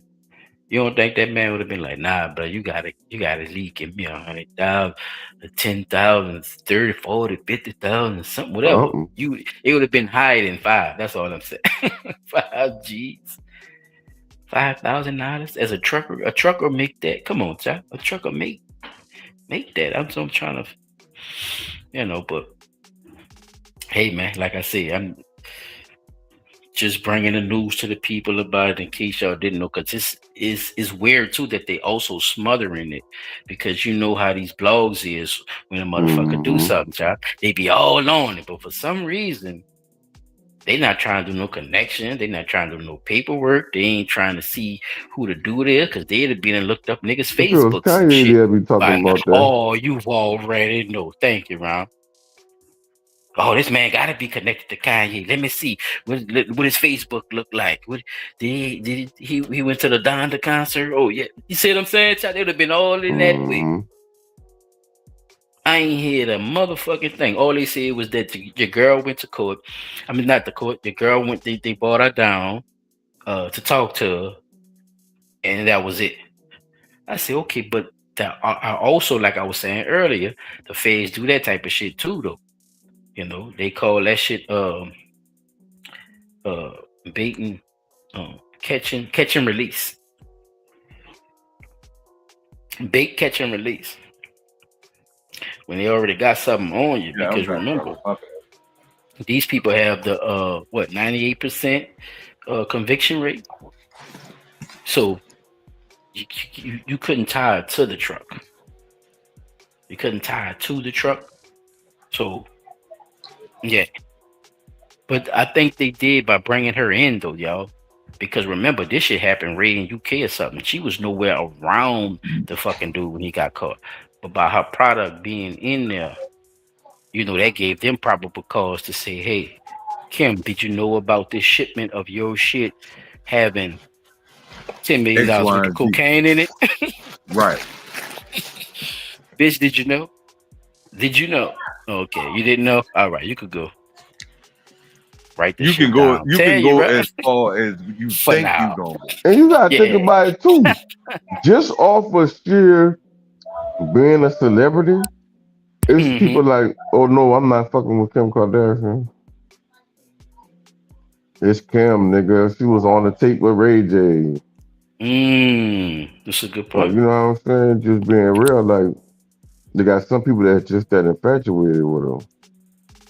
Exactly. I remember when the Kim Kardashian trend started, boy, niggas was thick with that shit. Not always shit like this bitch fake. I didn't know. I didn't know all that started through a black girl though. I didn't know the whole Kim. I thought she was just. Kind of taken from the culture, which she did, but I didn't know it had a root, and it was Brandy. Yep. She come up under Brandy, y'all. I didn't know this. I didn't know that bitch was doing Brandy's closet. She was straightening out Brandy's closet, y'all. I said, no. I said, this how this bitch got on. I said, okay, now it makes sense. Because something have to have a connection or a root, fellas. Like, these people just not just pop up out the blue. I'm telling you. They get cool with motherfuckers and shit. And then you start seeing them more and more. And because they in the limelight or they was around that person, you know, they get to gain their own popularity and shit. And that's what happened with her, man. She started fucking them niggas and shit. You feel me? Oh, that's the bitch that do Brandy closet. Yeah, you fucking with that bitch? Oh, yeah, Brian. Yeah, look pussy straight, you know what I'm saying? Like, that the shit got around on her, y'all. I'm telling you, that shit got around on her.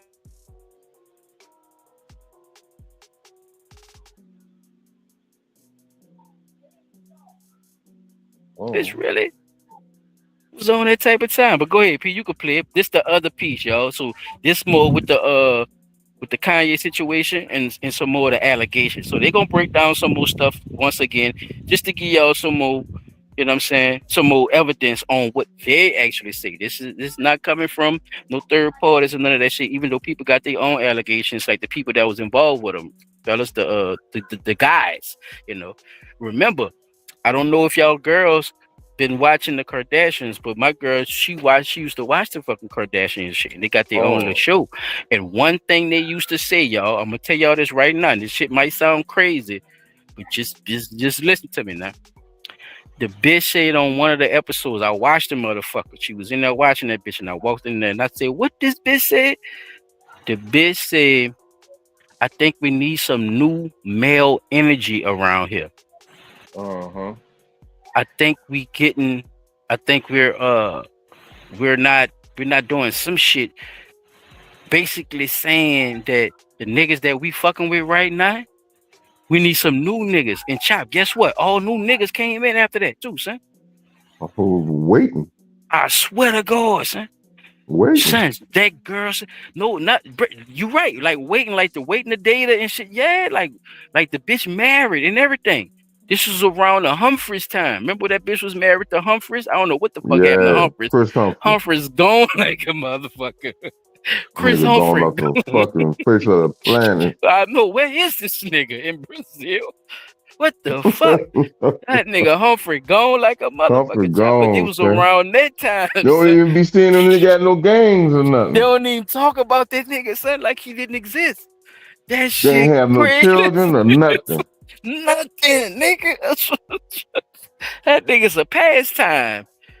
Oh shit! But it was around that time, and like right after that, that's when all that shit started happening with all the niggas and shit. And motherfuckers, that's when she started fucking with Kanye, and then the nigga Travis Scott came around. The girl stopped fucking with Tyga. Remember Tyga used to fuck with one of the sisters. Yeah, cool. All that shit, yeah. All them was leaving out. Them niggas was leaving out, and the new niggas was coming in, like Travis Scott and them niggas. You see what I'm saying? They got them Travis babies Scott, out them niggas Kanye. though. That's why they was letting them go. That's when the new energy came in, son. So, you know, y'all take that with a grain of salt, but I just wanted to mention that shit too, because this is how these women talk when they talk about they men and shit too, and as far as, you know, how they live their life. So just imagine in business, fellas. Just imagine how you think they take care of their business, you know? If this is how they treat their men and shit, you know, like they disposable or if they. And then I seen something else too. One more thing before you play it, Pete. I seen one other thing too. It was just, I think it was the Hulu thing or some shit, but it had Kanye screaming at Kris about her not admitting that she had something to do with his mental health. And you saw that shit, Pete? Yeah. She was sounded all. I'm sorry, and child, she was using that soft feministic that soft, yeah, feminine white lady in distress as voice. Child, I love you. I love you. I love you. I don't want nothing to happen. I don't want you to do anything. Yes, I had something to do with your child. You should have, bruh. It made the bitch put on such a good act. She made it look like Kanye was crazy, sir. But knowing what I know what already transpired, and then going back and watching, oh, this is what he was going through. I seen it. I'm like, this bitch gaslighting. Yeah, they mastered that gaslighting. Because that bitch was gaslighting. Look at what they did to Bruce. Son. Bruce, I know you, bruh. Like, come on, you know, man, how you make a motherfucker feel bad for something good they did? Like, that bitch was gaslighting her asshole, my nigga. That shit was so funny though to see how, because y'all know I laugh at the weirdest shit. It was sad that what they was doing to him, but I'm laughing at how evil this bitch is and trying to get away with something. I'm like, how the fuck you trying to double talk like you the victim? But yeah, people, go ahead, bro. We gotta get into this right quick, and I'm gonna let y'all go, fellas. All right. Think I'm crazy. You already took my family away. You already separated all my friends. I don't got no celebrity friends. You think about if Harley was part of intelligence, right? What kind of people you think are surrounding my kids? What kind of people you think are in that house? They thought they were untouchable. That's a they great thought the point. cameras would keep rolling, the gloss would stay uncracked, and that if anything got too close to the truth, their lawyers would simply crush it under a mountain of cease and desist letters. But here we are. Sean Diddy Combs is behind bars, his empire crumbling, and now, for the first time, the shine around the Kardashians is starting to flicker. This isn't just another scandal. This isn't some photoshopped bikini shot or a petty Instagram feud. This is federal. This is about trafficking across state lines. This is about coercion, manipulation, and a web of silence that's finally starting to unravel. I'm sorry, I'm just like really, I'm in this moment right now. This is crazy. You know who that is? Sorry. Who that is? That's your girl from Making of the Band, Peter. People don't really know how much Diddy had the Making of the Band on MTV. That's Sarah. No, that's and Sarah. Away like it don't the red even matter, girl, and then Sarah. She was the singer for Making of the Band. Damn. You're stuck. During those years, you're still stuck 21 years later. Diddy's trial is not a tabloid circus. It's a slow-motion wrecking ball swinging straight through the walls of the entertainment elite.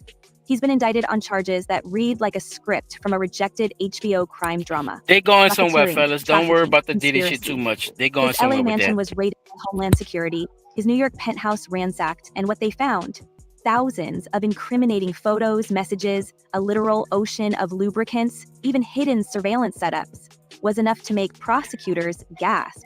But now the shock isn't about Diddy himself. It's about who else might have been orbiting his so-called freak-off parties. Dad, what do you actually do at work? He's fucking commercials. You just watch the videos in peace? Get ugly. See, we all knew the Kardashians loved the spotlight, but maybe they didn't think it would come from the federal courtroom. Because here's the deal. Multiple witnesses, leaks, and insiders have started pointing fingers directly at Kim Kardashian. Not just as a bystander, not just as a guest sipping something sweet by the pool, but as someone who was embedded, someone who may have known the inner workings of Diddy's empire and maybe, just maybe, helped keep the machine running. It started as whispers. Then a clip surfaced, an old Keeping Up with the Kardashians episode, where Khloé casually described a party with Diddy and a then 20-year-old Justin Bieber. Her exact words, half the people there were naked. So who was with you this weekend? A bunch of my friends. Diddy, Quincy, Justin Bieber. She laughed, said Courtney would have loved it. That moment, once brushed off as just another crazy celebrity anecdote, has been pulled out and re-examined under a much darker light. Because that party may have been one of Diddy's infamous freak-offs, events now described in court as multi-day setups involving coercion, recording devices, and what prosecutors call non-consensual entrapment. Damn, Pete. You heard that, Pete? That's the part you listen to. You heard that, I'm not just having freak-offs. I'm recording it and taping Half the people there were naked. You would have loved. And then came the nuclear bomb. Megyn Kelly, no stranger to controversy herself, publicly stated she walked into the women's bathroom at the Met Gala and saw Diddy dry humping a Kardashian. Yes, the Met Gala. The most meticulously curated, hyper-controlled event in Hollywood, where gowns cost more than houses and every movement is choreographed down to the eyelashes. And yet, Behind one door, away from the red carpet, there it was, a grotesque moment of raw power and humiliation. A man under federal investigation and a woman from America's most manufactured family, in a scene that no amount of glamour could clean up. If that doesn't tell you the rules were different for them, what does? Let's talk about the filth that's starting to come out in the early days of the Diddy trial. This, of course, is P. Diddy. Surprise, surprise, he's a creep. Surprise, surprise, he's done horrible things. That single bathroom sighting blew a hole in the illusion. Suddenly, the idea that the Kardashians were just guests, just influencers wandering through the haze, collapsed. Because if that's what was happening on camera night at the Met Gala, what happened behind closed doors at Diddy's private compounds? Whispers turned to reports. Reports became footage. And then came the rumor that shook even the tightest PR fortresses. There are federal tapes, allegedly, tapes placing Kim Kardashian inside Diddy's home, participating in what sources call engineered setups meant to lure celebrities, manipulate them, and record the fallout for leverage. Translation? Blackmail, entrapment, and maybe even something Pete, darker. the Kardashians, famously unbothered, suddenly went radio silent. Kim unfollowed Diddy. Lawyers were mobilized. Cease and desist letters started flying like confetti at a divorce party. Can I get a pause right quick? Just one pause. Just noise. Oh, hold on.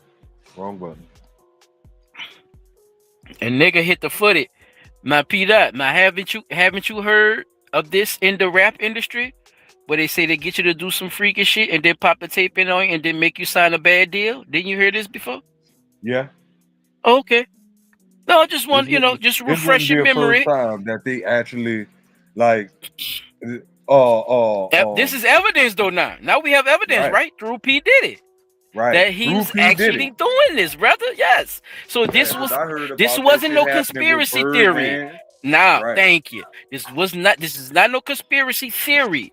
It's an actual conspiratorial fact. That motherfucker was taping niggas doing freakish shit because he like to do freakish shit, right? Using it for blackmail for when he wants shit to go his fucking way, dog. And this is why you didn't hear certain motherfuckers in his corner or being involved when it came down to him going down or Jeffrey Epstein going down. You see what I'm saying, Pete? You see how far this shit go, dog? This shit go far, bro. Very deep, dark rabbit hole. I'm trying to Kim, you're just another sector. You're just another way in, baby. Of this motherfucking of this ant palace that you motherfuckers done built under the ground. You see what I'm saying, Pete? I'm just trying to put the shit together, man. That's it. I'm not trying to say nobody did anything. This lady is not convicted of nothing. I'm gonna say it again. You see what I'm saying? She's not, bro. But like Charles said earlier, they gotta be watching them though. The feds gotta be watching them. Y'all too involved in too much shit for them not to be watching y'all. Exactly. Especially high-profile celebrities that went down with the ship. And every basketball and every nigga that y'all dealt with either went crazy or strung out on fucking drugs. Or not relevant or something. I don't know, Peter. But they got that bad blowing them about their men. I was just trying to be funny on that. I'm just trying to light the boob. But wow. I mean, people nigga say, nah, nigga, you ain't gonna get me with that one, nigga. Fuck that. But I'm just saying, bro, like it's some connection to it, and I don't want to ignore the connection just because these people don't have nothing on their name. You know what I'm saying? As far as any indictments or anything. You see what I'm saying? Right. Just because they don't have none, it don't mean I want to ignore their behavior and how they fucking moving and could something possibly happen to them. Yeah, that's what this show is about. You know what I'm saying? This is what we do. This is Blunt Tongue Nola, man. This is what we do. We sometimes we just how many times we done had to come back after we done said that shit was gonna happen with them motherfuckers, bro. Right. So I'm basing it off that too. I'm like, man, I might well just come with what I'm thinking. Fuck it. Because for some reason, 6-7 months, a year later, they talking about the shit that we done said the fuck was gonna happen. Guess what? It don't even be 6-7 months sometimes. It be exactly. a couple of weeks. So I'm just bringing it to the people. Yeah, Pete. I'm really No, go starting ahead. to notice that a lot of the stuff we be talking about on our podcast, bro, and I don't think It's not all like our other people don't be listeners. bringing it up, but it don't be having no views and shit, and it be weird to me when I be hearing shit like this and they don't be having no views, P. So you know me. Right. No. People supposed to be talking about this shit. Let's see what my Let's dog say talk about about this. it, right? Yeah. Yeah, let's talk about it, because that's what I was about to say too, bro. Because I noticed some stuff we talked about on a podcast. Either I think it was like last year, or a couple of years ago. Done started resurfacing, but in a different podcast or a different news segment, or like, hold on, man, this is shit we've been talked about, and now motherfucker all of a sudden coming up talking about the same shit we talked about years ago, months ago, weeks ago, and they getting more views than us. But we talked about this shit before a lot of these people even got into the algorithm to talk about the shit. When we was talking about the shit with Diddy and the charges he had with Cassie, the first thing we thought about was this nigga about to catch RICO charges. What happened? The nigga caught RICO charges. So we don't be far off base, especially when we looking at shit from the perspective that we looking at it at, because we know if it was us and we was doing that type of shit, we gonna catch a RICO charge. We gonna catch some type of charge that the feds gotta step in and say, okay, bro, look, y'all motherfuckers doing too much, da da da da da. You know what I'm saying? At some point, with all the whispers and the rumors and the this and the that Diddy had on him from going all the way back into the 90s, the early 90s through the 2000s up until current date and time, ain't no way you not gonna catch a RICO charge. You know what I'm saying? You done dash your way, and every little step I take your way, all the way up until now, until the motherfucker say, you know what, bro? Now we got enough to hit your ass with fucking RICO charge. You doing too much. As long as he wasn't beating on people in the eyes of cameras and all that shit, he could have probably got away with the shit. But you let your stardom, your fame, your ego, and all other things around you get you to the point where you felt like you was unfucking touchable. And that's what I'm seeing happen with the Kardashian family. Like, I knew something was strange about the motherfuckers a while back. Like, where the fuck they come from? You know, even though, like you say, they come from money. But think about how old I am. With the daddy, but you know they got some old origin ties too to right. to the other country. What the fuck that shit is? You know they got a whole other story about their family too. That I told you, my girl she used to watch that shit, bro. The Kim and Kardashian. Them bitches talked about how they great grandma did a pact with. She was a witch and she did a pact with the devil or some shit for them to get fortune for her grandchildren and insurance churn and shit to get money and shit and be famous and and liked and shit and popular. Yeah. The only thing is they're not gonna never be in a good relationship. They sure look like it fucking came to pass. Huh? Right. So that's the origin behind. I remember them telling that little story too with that shit. So, bruh, hey, bruh, I don't know what to believe, but I'm gonna take it with a grain of salt, though. Now I'm gonna tell you, when Kyle Jenner, when Bruce Jenner, yeah, that nigga name was Bruce. His name Mr. Wheaties, yeah, Olympic champion. What made me stop fucking watching, because I used to watch the Kardashians too. I didn't watch them hard like that, but like when I had the opportunity to catch some of the episodes or whatever like that in between. Right. And then I'm working with a bunch of women up there at the little retirement village where I was working at, bro. You gotta watch that shit. And so one episode came up and it kind of struck me as odd. Bruce said he wanted to put a little putting green at the house. Says, what's her name?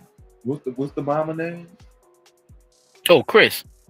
When Kris said she was always upset that he was always gone and this and that. He said, well, look, you always upset about me wanting to go play golf or whatever like that. How about we put a little putting green in a driving range at the house for me? We got enough land. We got enough space. I'm gonna have a construction crew come in and put me a putting green in a driving range out. The man shouldn't have to ask for nothing he want at his motherfucking house, right? That's true. It shows the who has the control in the household when that happened. Exactly. So Okay. when he got like they had the discussion, he said, "This is what I'm gonna do," and he went to do it. He gets a phone call from the construction crew that Chris done went out there and told them people cease all construction work. He like, yo, what? Hey, no, hold up. What's this about the construction crew calling me, telling me you don't want them doing the work? She said, yeah, I told them stop. You're not about to destroy my house and my land and my grass and all that there.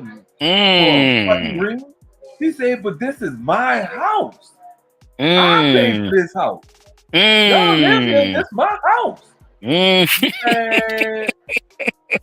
Something else, ain't she? I said, bro, with a smile on her face, huh? Like she ain't doing nothing, huh, P? Bro, with a straight smile on her face. Then not only that, I'm telling you, that bitch something serious. Remember I don't know if you ever asked sis about this episode. Remember she kept talking about you might have to ask sis about this one. Sis probably would know this one well as a motherfucker, because this was the episode that I forever live in my mind. She was trying to get some wood from Mr. Weedy, and he was stressed out. That matter of fact, that's around the time of the putting green shit. He was stressed out. He was like, man, I can't do nothing. I can't go nowhere. I can't get a putting green on my house. I can't do this. I can't do that. And she's still trying to fuck the man or whatever. The man like, bro, I don't feel like doing nothing. If I can't do nothing and all I am is just a Mr. This and Mr. That when it's time for y'all to do something, but when I want to do something, I really don't feel like it. I'm stressed the fuck out. She went to lacing the man motherfucking coffee with Viagra. Oh shit. She trying to make it seem like he can't get up, but it's actually this bitch drugging the man so she could get some dick. Dirty motherfucker. He couldn't. He really couldn't. He was too stressed out. When you stressed out like that, dog, that like, and I keep hearing this shit over and over again because it's popping up on all kinds of social media platforms. Wait, what I see? Because I thought that's what I was saying. Like, what I you were saying that she tried to make it seem like he couldn't get it up. He really couldn't. Oh, okay. So he really couldn't get it up because of the stress. Yeah, so she still drugged the nigga to try to get his dick off so she could fuck. Yeah. My last part was right. Okay. My last part still was right. And guess what? She missed her talking because her son drank some fucking coffee and was laying on a couch, rock hard like a motherfucker. And she trying to figure out what's wrong with him. What's wrong with you? Why are you covering yourself with the pillows and this and this and this? All the while, he tell her what happened. She asked him, well, what did you do today? He said, I don't know. I just got up. I came out in the room, got myself a cup of coffee. She said, oh, shit. She said, I made that coffee for your dad. How much of it did you drink? He said, I had about 3 cups. She said, oh, no, we got to get you to the doctor right away. She had done laced that man coffee with so much motherfucking Viagra. How much fucking Viagra did you put in that motherfucker? I think she said she put 6 pills in that bitch. Oh my God. Bitch, you that stressful, bitch? Well, you thought a nigga needed 6 of them bitches in the coffee pot, huh? Well, I guess she was trying to mix it up. That bitch crazy, man. That's not how you solve a problem. That's all I'm saying. No, not at all. That's not I mean, that's good for TV, P. You know what I'm saying? That's good for it's good for that's TV. Good TV. It's good for ratings. That's not, but see, she do it with a smile on her face so people don't take her seriously. But she's actually doing real serious shit. Mm-hmm. Like she's a bitch that'll cut somebody's throat and be still having that same smile on her face. Be like you Yep. would see the blood Pouring out curing their neck. everywhere. Yeah, and she would be looking like how she be looking. Straight psycho Betty. That same grin, or bro. I never seen this lady look like serious when it comes to something serious. You never seen like her a frown in her face or her being upset or nothing. It's like nothing phases her. Well, we'll figure it out. No, you about to pay some money. That's how I be seeing it. Like, yeah, it's really like okay, throwing money at any and every little problem. Yeah. Well, yeah. All right, man, P. so You can keep it going, bro. I think that bro, these people is fucked up, bro. They really fucked up. Hey, fame and money don't make the shit no fucking better. Diddy, lawyers were mobilized. Cease and desist letters started flying like confetti at a divorce party. But let's be honest, if this was just rumor, just noise, why the panic? Why scramble the legal jets unless there's something worth burying? You don't unleash a full legal firestorm over gossip unless that gossip is grazing a vein. Unfortunately, we're all going to take a disgusting trip to his seedy. I got one challenge for you. Try Whisper Flow once. Oh, one time. More And I goddamn. promise you'll understand why I all these goddamn ads, man. Awful world. It's the man has no class. He has no kindness in his dark, dark heart. And he's depraved. That's my opinion. This is a depraved, disgusting individual about whom I wish to hear nothing. Nothing. It's funny that all these motherfuckers people that say shit like that be the same motherfucking scandalous people that done been to the party, done partook in the party, or went to the Epstein Islands and partook of the Epstein Islands. And now that it doesn't fit the narrative that they wanted to fit, he's depraved, he's sick, he's disgusting, he's this, he's that. But don't forget, you done had your share of scandal too, Meghan Kelly. That's right. A lot of these motherfuckers don't want to indulge into the freak until they be a freak. Everybody got their own little shit going on in their households as well.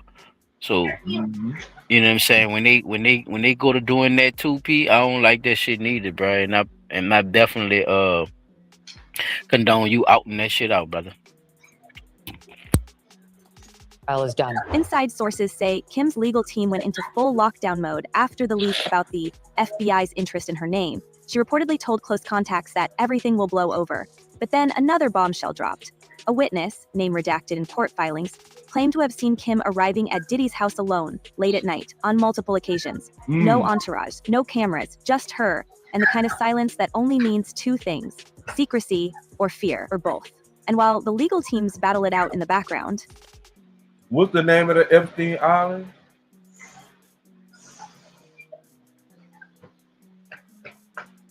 I forgot, bro. God damn it. And why you got a child named Saint West when wasn't a lot of Diddy parties thrown in St. Lucia? The island that that is the hot spot. Yes, the Caribbeans, because a lot of those too, as well, is even though America try to act like that's a part of us, though a lot of those places are independent countries. Right, and they outside U.S. jurisdiction would mean no extradition. Correct. Even though America, have, even though America act like they have the ties in that. They don't want to be. It's like it's like a territory that you took over, but you don't want nobody to know that you took over it. Mm-hmm. Yeah, it's a lot of that fuck shit going on around that piece. That's why a lot of people who get caught for shit and shit like that, it'd be American. Even some of them, they would represent shit like when they go into competitions and shit. They could represent America even though they are an independent country. That's crazy. Yeah. That is. Mm-hmm. That's something Jamaica. I never really thought about it like that. They could run. Jamaica, they could run Puerto for our country, but they represent they represent our country. Yeah. But they could stay here. Yeah, they could stay. They could either stay here, stay there, or whatever. but they could still represent. They could represent America, like in competitions and shit and all kind of shit. It's just, I don't know. It's a weird thing that they got going that don't make no sense, but it don't make no sense for a reason. I'm gonna say it like that. Right. You know, they're getting away with a lot. Rich motherfuckers getting away with a lot of shit. Not just rich people. I hate to say it like that. Is people who have access as well, who just status and access. able You ain't gotta to be rich to have status. able to. Yeah, because everything could be free to you, and you ain't gonna have a dime to your fucking name, but just how people know you, and whoever around you, could get you access to a lot of shit. So I definitely agree to that too. But that was just making a point on that. It's crazy how they do that. That's how they get away with a lot of shit too, Pete. That's what I'm saying with the as far as trafficking and and other things, that they try to move across state lines and shit, so or international waters for that. Especially trafficking. Trafficking is whether it's human, child, or drugs, right? Or organs. So,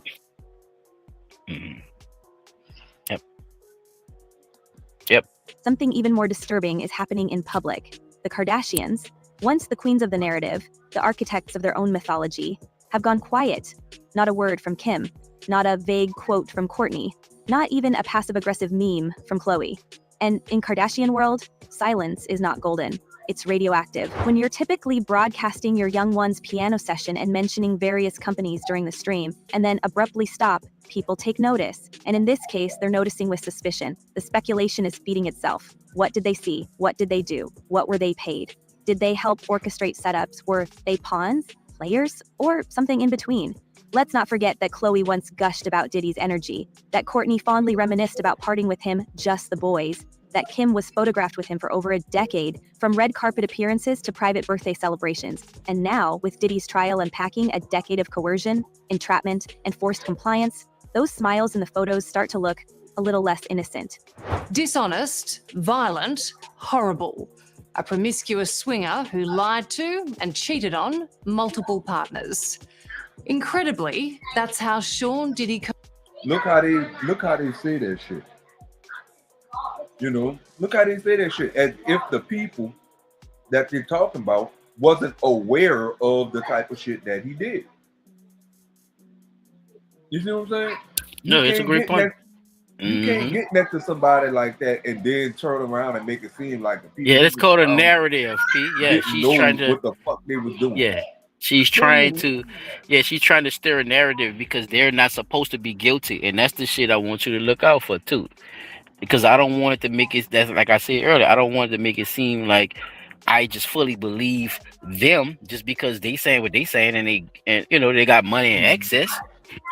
So the people who gonna interview them or sometimes when these people are trying to do a story or a report, sometimes their narrative is to protect them, P. And they have people out here to do that type of shit. That's called PR. That's PR moves. They talk to these bloggers and shit to get them to clear the name of shit, knowing they actually have something to do with a lot of shit too. So, yeah, it's definitely something that you should pay attention to when these motherfuckers is talking about these stories. Definitely. Combs' own lawyers describe the billionaire music mogul, currently facing serious trafficking charges in a New York court. And then there's Corey Gamble, Kris Jenner's longtime partner. His name keeps popping up. His ties to Diddy go back years, including emotional Instagram tributes, public praise, and private gatherings. Insiders now whisper that Corey may have known more than he let on. One source bluntly stated, he wasn't just standing in the corner with a drink. He was part of the planning. Corey denies it, but Kris, she's gone into overdrive trying to spin, distract, and distance. Rumor has it she's already been in talks with high-profile crisis firms to prepare for the possibility that subpoenas might come. Because if high-profile crisis firms, I've never heard of it. Only the rich and famous who know about that. The Kardashians end up called to testify. Here is how Edge, god damn.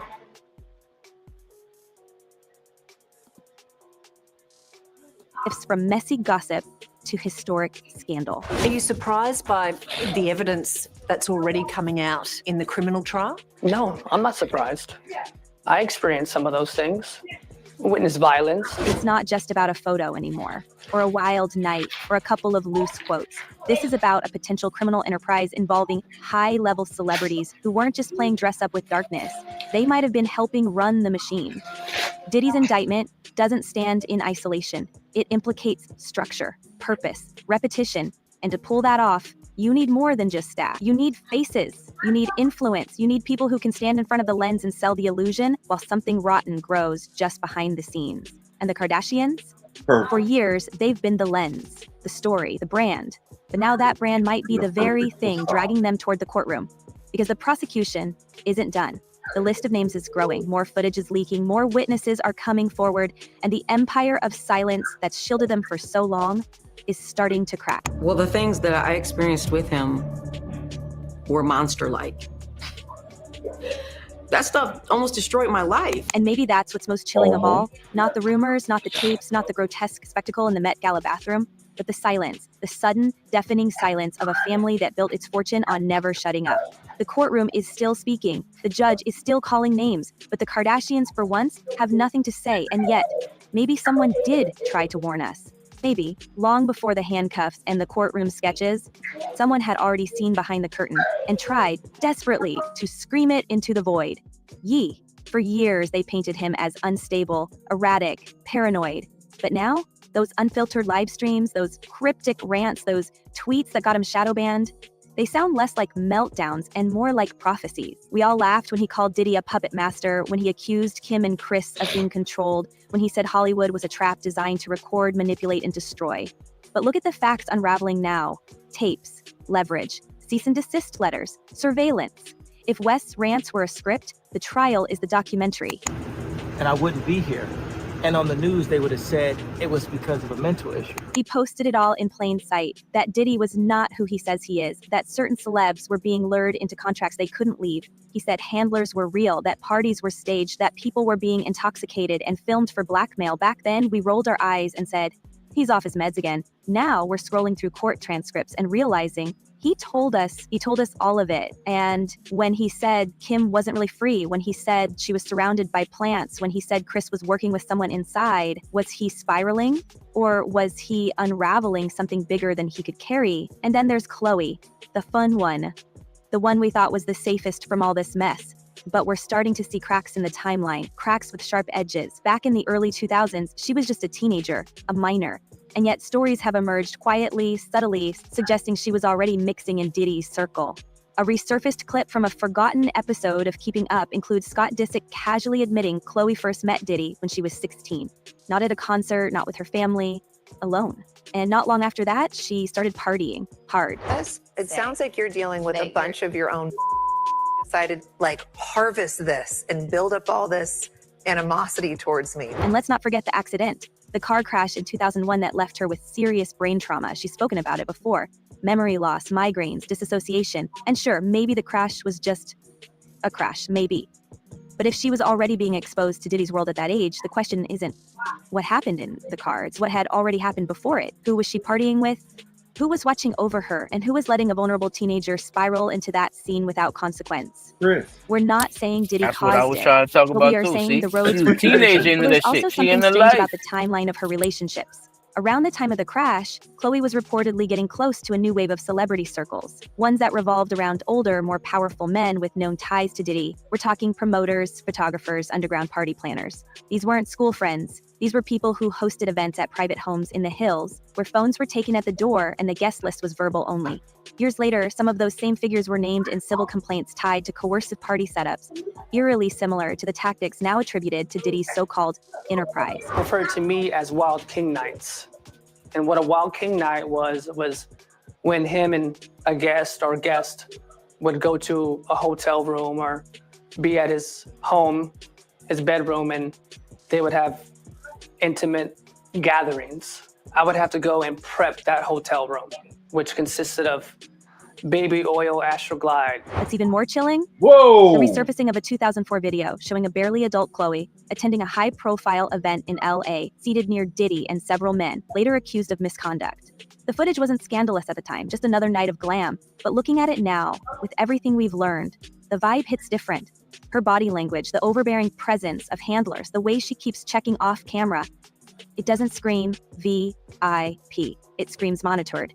And in light of the new testimonies from Diddy's former assistants and staff, it's worth asking, were the young women at these events ever really in control? These early interactions weren't isolated. They were part of a larger, unspoken pattern that Hollywood's been too afraid to unpack.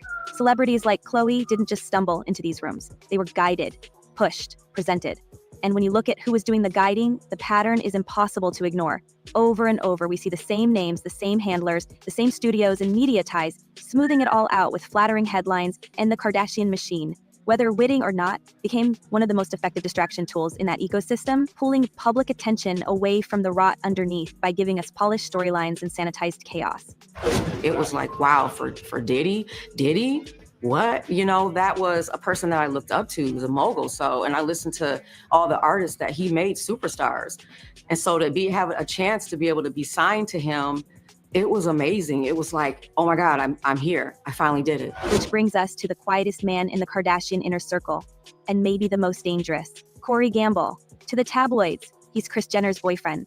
Background noise in a designer blazer. But to those watching more closely, he's something else. A handler, a bridge between worlds.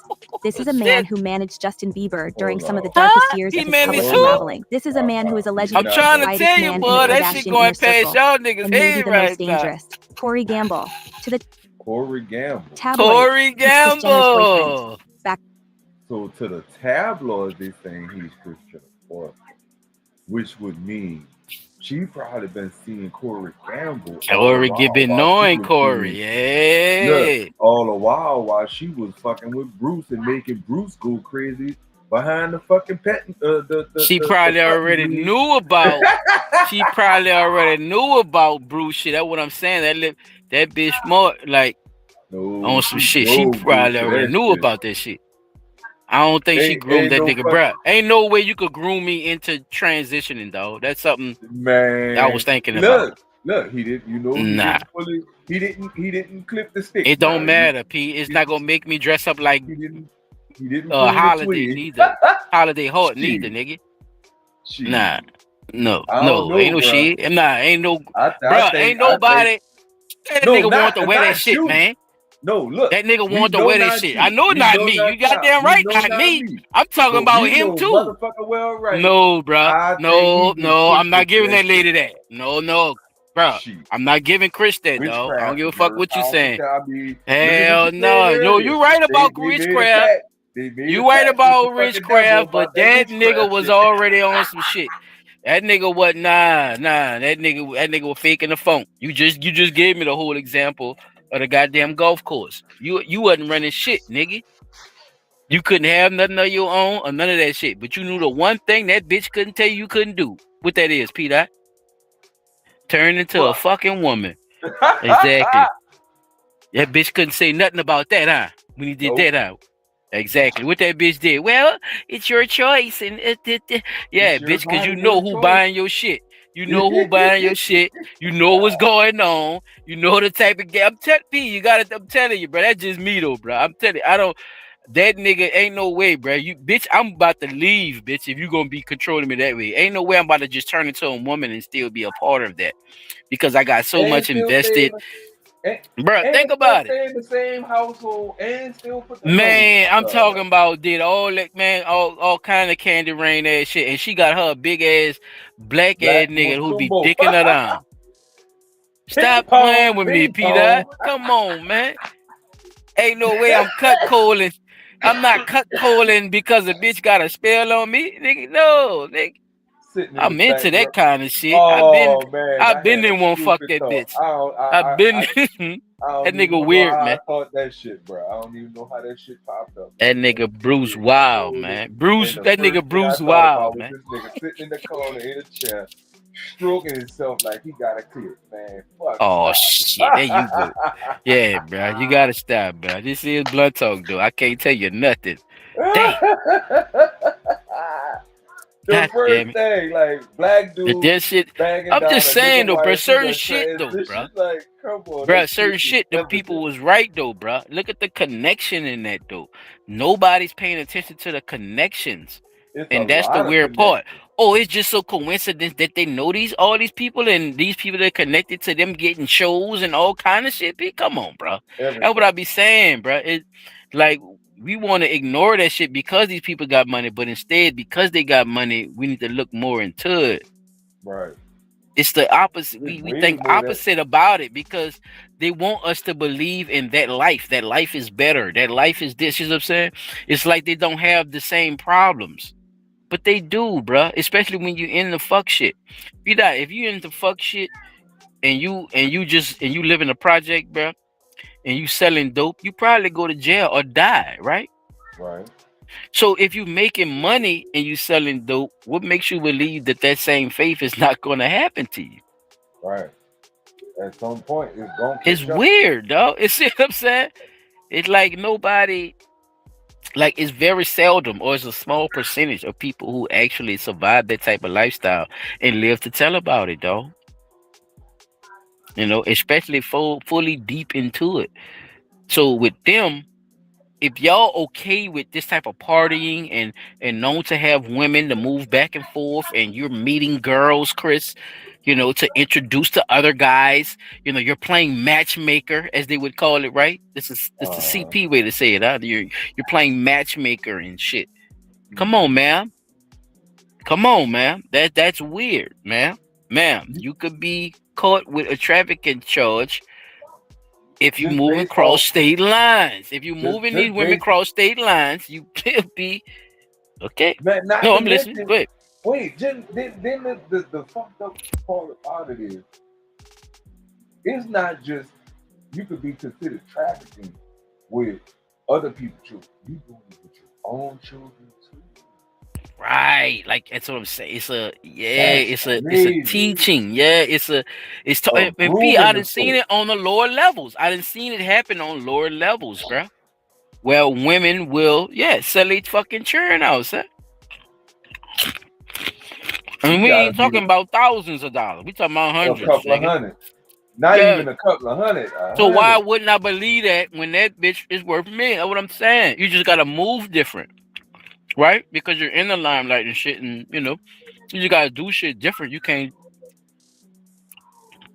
just do the shit guerrilla style because nobody's paying attention to you.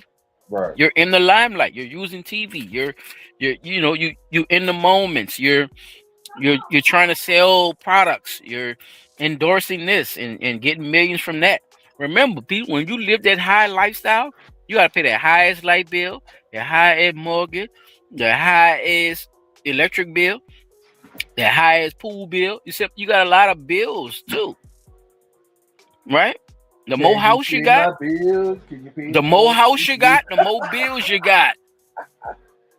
Okay. None of that problems. So bitch ain't one.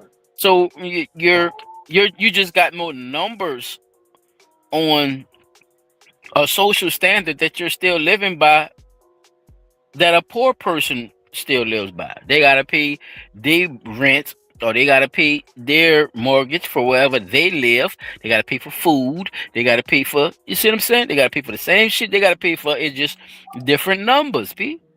Right. But think about it like this. If they got them numbers, how much money do they have to actually make to afford them numbers to live in? Oh, okay. Thank you. Right. See? Thank you, brother. Nobody wants to think about it like this, though. You know, they think because they rich, they could just afford everything. No, the fuck they can't. That's why they be going bankrupt and shit.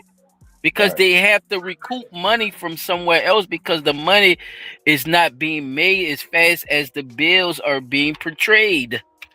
Them bitches is every month. The bills are piling up. Them bitches every month, and the more shit you buy, you see them. Come on, P. I ain't gotta tell you. You already know how this shit go.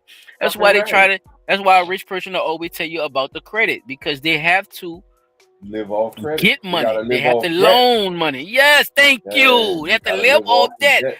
But does that mean it's not your money? You're living off of their money, and that's how they want to set up. So as long as you think that shit is beautiful, You're going to believe that these motherfuckers is all good. But I beg to differ.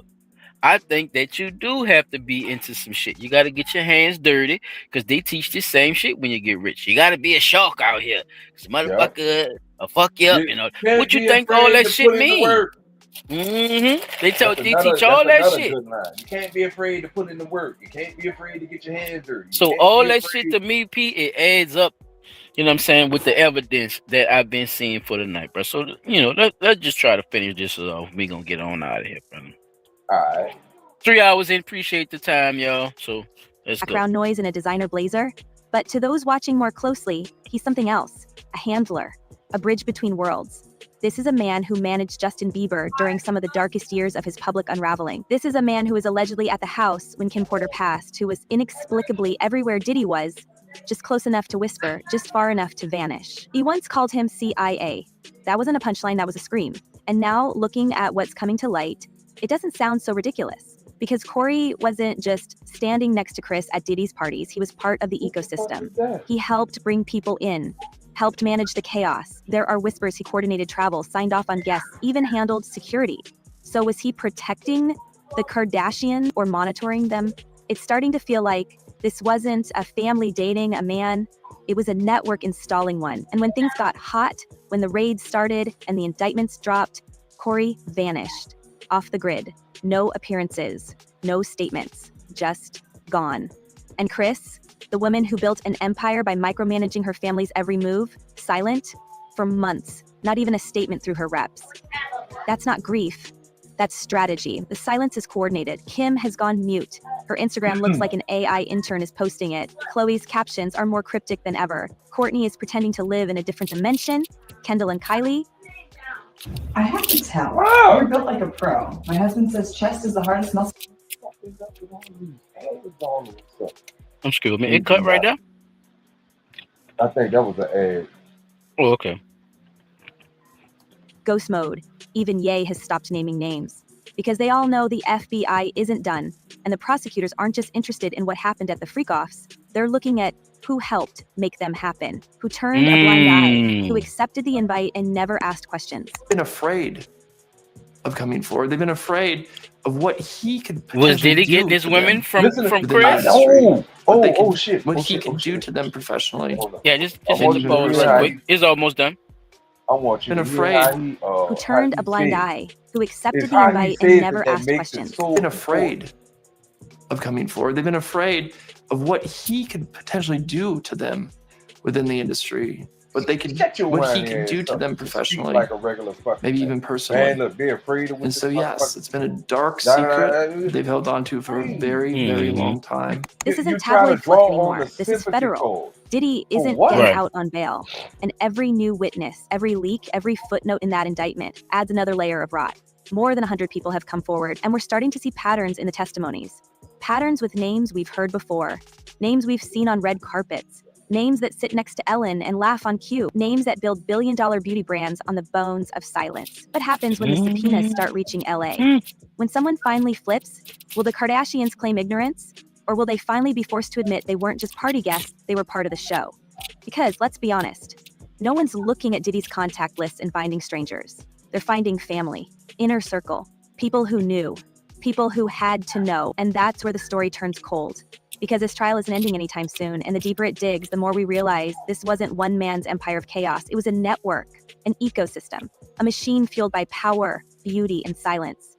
And maybe the most chilling part isn't the tapes or the testimony. Maybe it's the quiet. The fact that the most vocal clan in show business has gone completely quiet, just as their reputations began to be tarnished. So she testified, excuse me, that she was Diddy's ex-assistant. She said he her, sexually assaulted her in various ways multiple times. He exacted unbelievable violence against her, threatened her, one point allegedly threatened to take her phone and use anything on the phone. So now we have to ask, is this just Diddy's downfall or the beginning of something bigger? If the walls around the Kardashians are cracking, who's still inside? What names haven't leaked yet? And when the next round of indictments drops, will Hollywood's favorite family finally get pulled into the spotlight they can't control? Who knows? Are the Kardashians victims You could cut or it, P. architects? And if they speak out, what do you think they'll say? We'll be watching. Stay loud, stay curious, and You can goodbye for cut it. now. I'm trying to. Shout out to Celeb Live, but they bring us some interesting questions. You know, just by their actions and just by their reactions to the Diddy situation.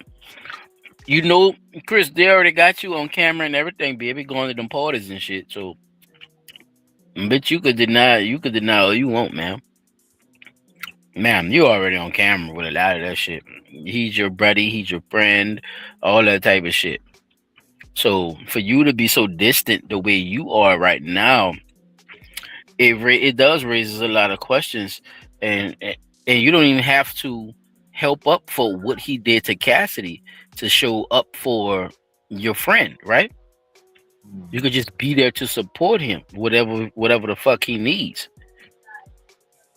You know, like you don't have to support what he did to her to be there for your friend, and that's what people are looking at too. Like you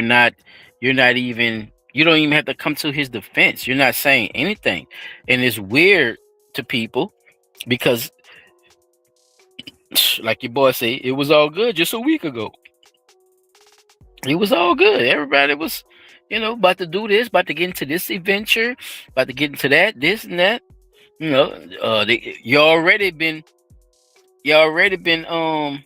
seems like to us from what we've been hearing. Your daughter been around that boy a couple of times on the dip and on the low, back and forth and shit through these little parties and all that. One lady said As a minor. She saw as a minor, and one lady said she saw him back there groping one of the Kardashians and dry humping on her head. In the bathroom. Which one? She would not name which one, but yeah. Oh, it was Kim. This shit is crazy. At that particular time, when they got busted dry humping in the bathroom, they said it was Kim. Yeah, people make all kind of scenes when it comes to certain things, but then they act like they don't know where they shit be coming from. Like Kim, you let that go, baby. You let shit go because you knew you could use that just like they use shit against other people. Exactly. I'm not gonna say shit. I'm gonna show my loyalty and just get my dreams done. I want to do this, I want to do that, and all that shit is coming true for her, Pete. But just imagine the secrets that Kim Kardashian is holding, nigga. Like, can you imagine? Look how much shit she's behind. She's stressed out. Look how much she don't even. I don't know how stressed out. I don't know. She probably is, Pete. I don't know. I'm not gonna take that from her. I'm not gonna take that from you. I'm just saying, bro. Look how much shit she's involved in. So just imagine how much shit she knows. Rather she wants to keep it as a secret, or rather, she wants to come out and tell her truth about it. But nigga, can you imagine her tell the whole book or some shit like that? That bitch would be thick as a motherfucker. Cause she got too many people she could tell on. Nigga, that shit thick as a motherfucker, though. I'm telling you, the girl been around, though. All right, P, that's the end of this. That's the end of this. We about to get on out of here for tonight. You know what I'm saying? Get on out of here. DJ, hit me. That's what she said. Shout out to That's the what people Chris was that came through in the building. Oh, Chop he Trek that came back. Chop, you want to say anything before we roll out, brother? I didn't know he came back.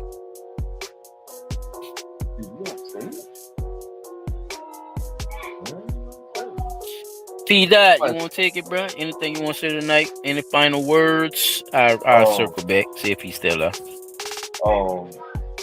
Figure out how to get. Oh, I saw. I'm gonna tell y'all next week if I can find a video.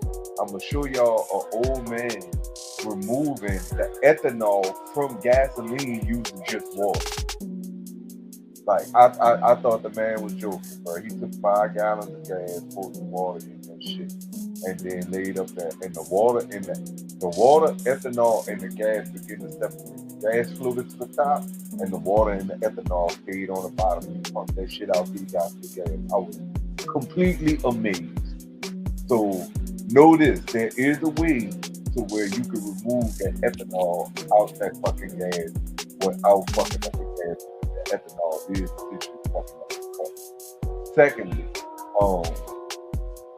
you can melt down plastic, which is the byproduct coming from the petrol refineries and shit, to make fuel out of that. Yeah, we definitely gonna talk about that a little bit. Yeah, don't be out there fucking with the goddamn honey pack, fucking bitches and 2-liter sodas and shit, drinking that shit. Shit gonna blow your fucking heart out. And to the family of honey pack Harold, y'all gotta understand that motherfucking man was down bad for fucking 17-year-old girl. I don't care if he was paying for it or not. He was down bad for fucking that 17-year-old girl and damn near crushing her. Because at any given rate, by him being big and swole like that, if he'd have felt any other type of week, he could have killed her and killed himself up in there trying to have a good time with a minor. So y'all talking about y'all want her under investigation, y'all need to be under investigation y'all motherfucking self for knowing that this man was 17 years old messing with a 17-year-old. And for child in other news segments, I want to see. We gotta start doing better by our children with this new child left behind shit. Because these teachers, they really don't get paid the money they need to be getting paid. Plus, they don't have the patience or the time to deal with your child that might not be learning like they're supposed to be learning. Even though they might have all kinds of programs in school to help get your child on track with what they're supposed to be learning, that shit there is for the fucking purpose. Because them people don't give a fuck. You can put your child in these programs and they still gonna pass them the fuck alone. So out of your child missing 140 days and having 46 absences and 78 unfinished assignments, that's unacceptable as a parent and that's unacceptable as an educator. The fault with that particular situation that child put up on screen, that shit is unacceptable on both for the basketball players, NFL players, baseball players, soccer players, all these people where our brothers are getting involved in sports. Y'all stop leaving each other hanging because they can get rid of one, but they can't afford to get rid of all. So if y'all start standing together, like the man said, they got an apology from players on the team years later or sometime later saying that they should have left them hanging. If y'all stand together as a team like you're supposed to stand together as a motherfucking team, they'll never be able to do what they did to that man behind a letter he wrote to the president that nobody never read or even fully understand what the fuck the man was talking about. That jump shot cost that man $50 million just because he wrote a letter to the president asking for probably better treatment by way of the law enforcement. Like that. Whatever the letter might have had, I don't know.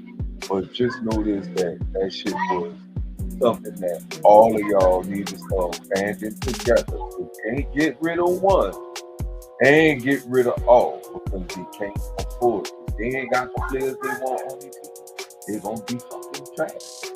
So band together, stand up for each other. When one says something, all say something. Band together and keep it pushing. That's all I have to say.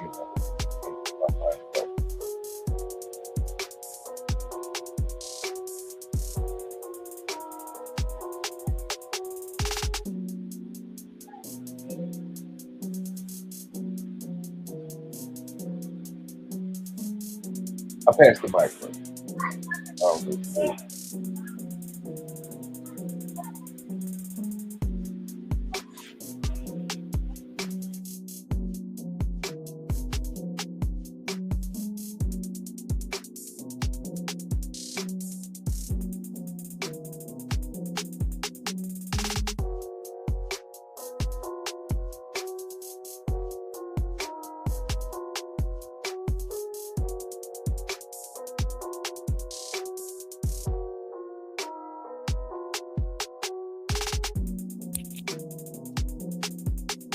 All right. Well, final thoughts, like I said earlier. Hey, man. I just wanted to bring something forth to my brothers, man. I appreciate y'all listening and paying attention to it. Child Trace, you back? All right. Well, Yeah, I don't think you did it back here. without further ado, we're gonna end this one off, y'all. Hey, this just a question. Are the feds watching the Kardashians? Man, it's something to look out for in these future times. You know what I'm saying? As we go along with this situation. RayJ said they got some allegations that gonna be coming out on them. Who knows, y'all? So just keep an open mind. Keep your eyes and your ears to the goddamn streets. And don't get hit by all that goddamn lying. All right, y'all. We out of here. I am Silent Child 17. Go, son. And I am P. Dot on the spot. And we definitely had Chop Track in the building. And we are out of here, y'all. Y'all have a good night. Peace. Thank you for coming in, Peaches and DD504. Don't forget to like, subscribe, and share. Tell somebody to tell somebody to tell somebody to keep those comments coming. And make sure we know what you're thinking at all times. Give us some good comments, not just comments. Give us something that you might want to talk about in your neck of the woods. And let us know what y'all think. We out. All right, y'all. Peace.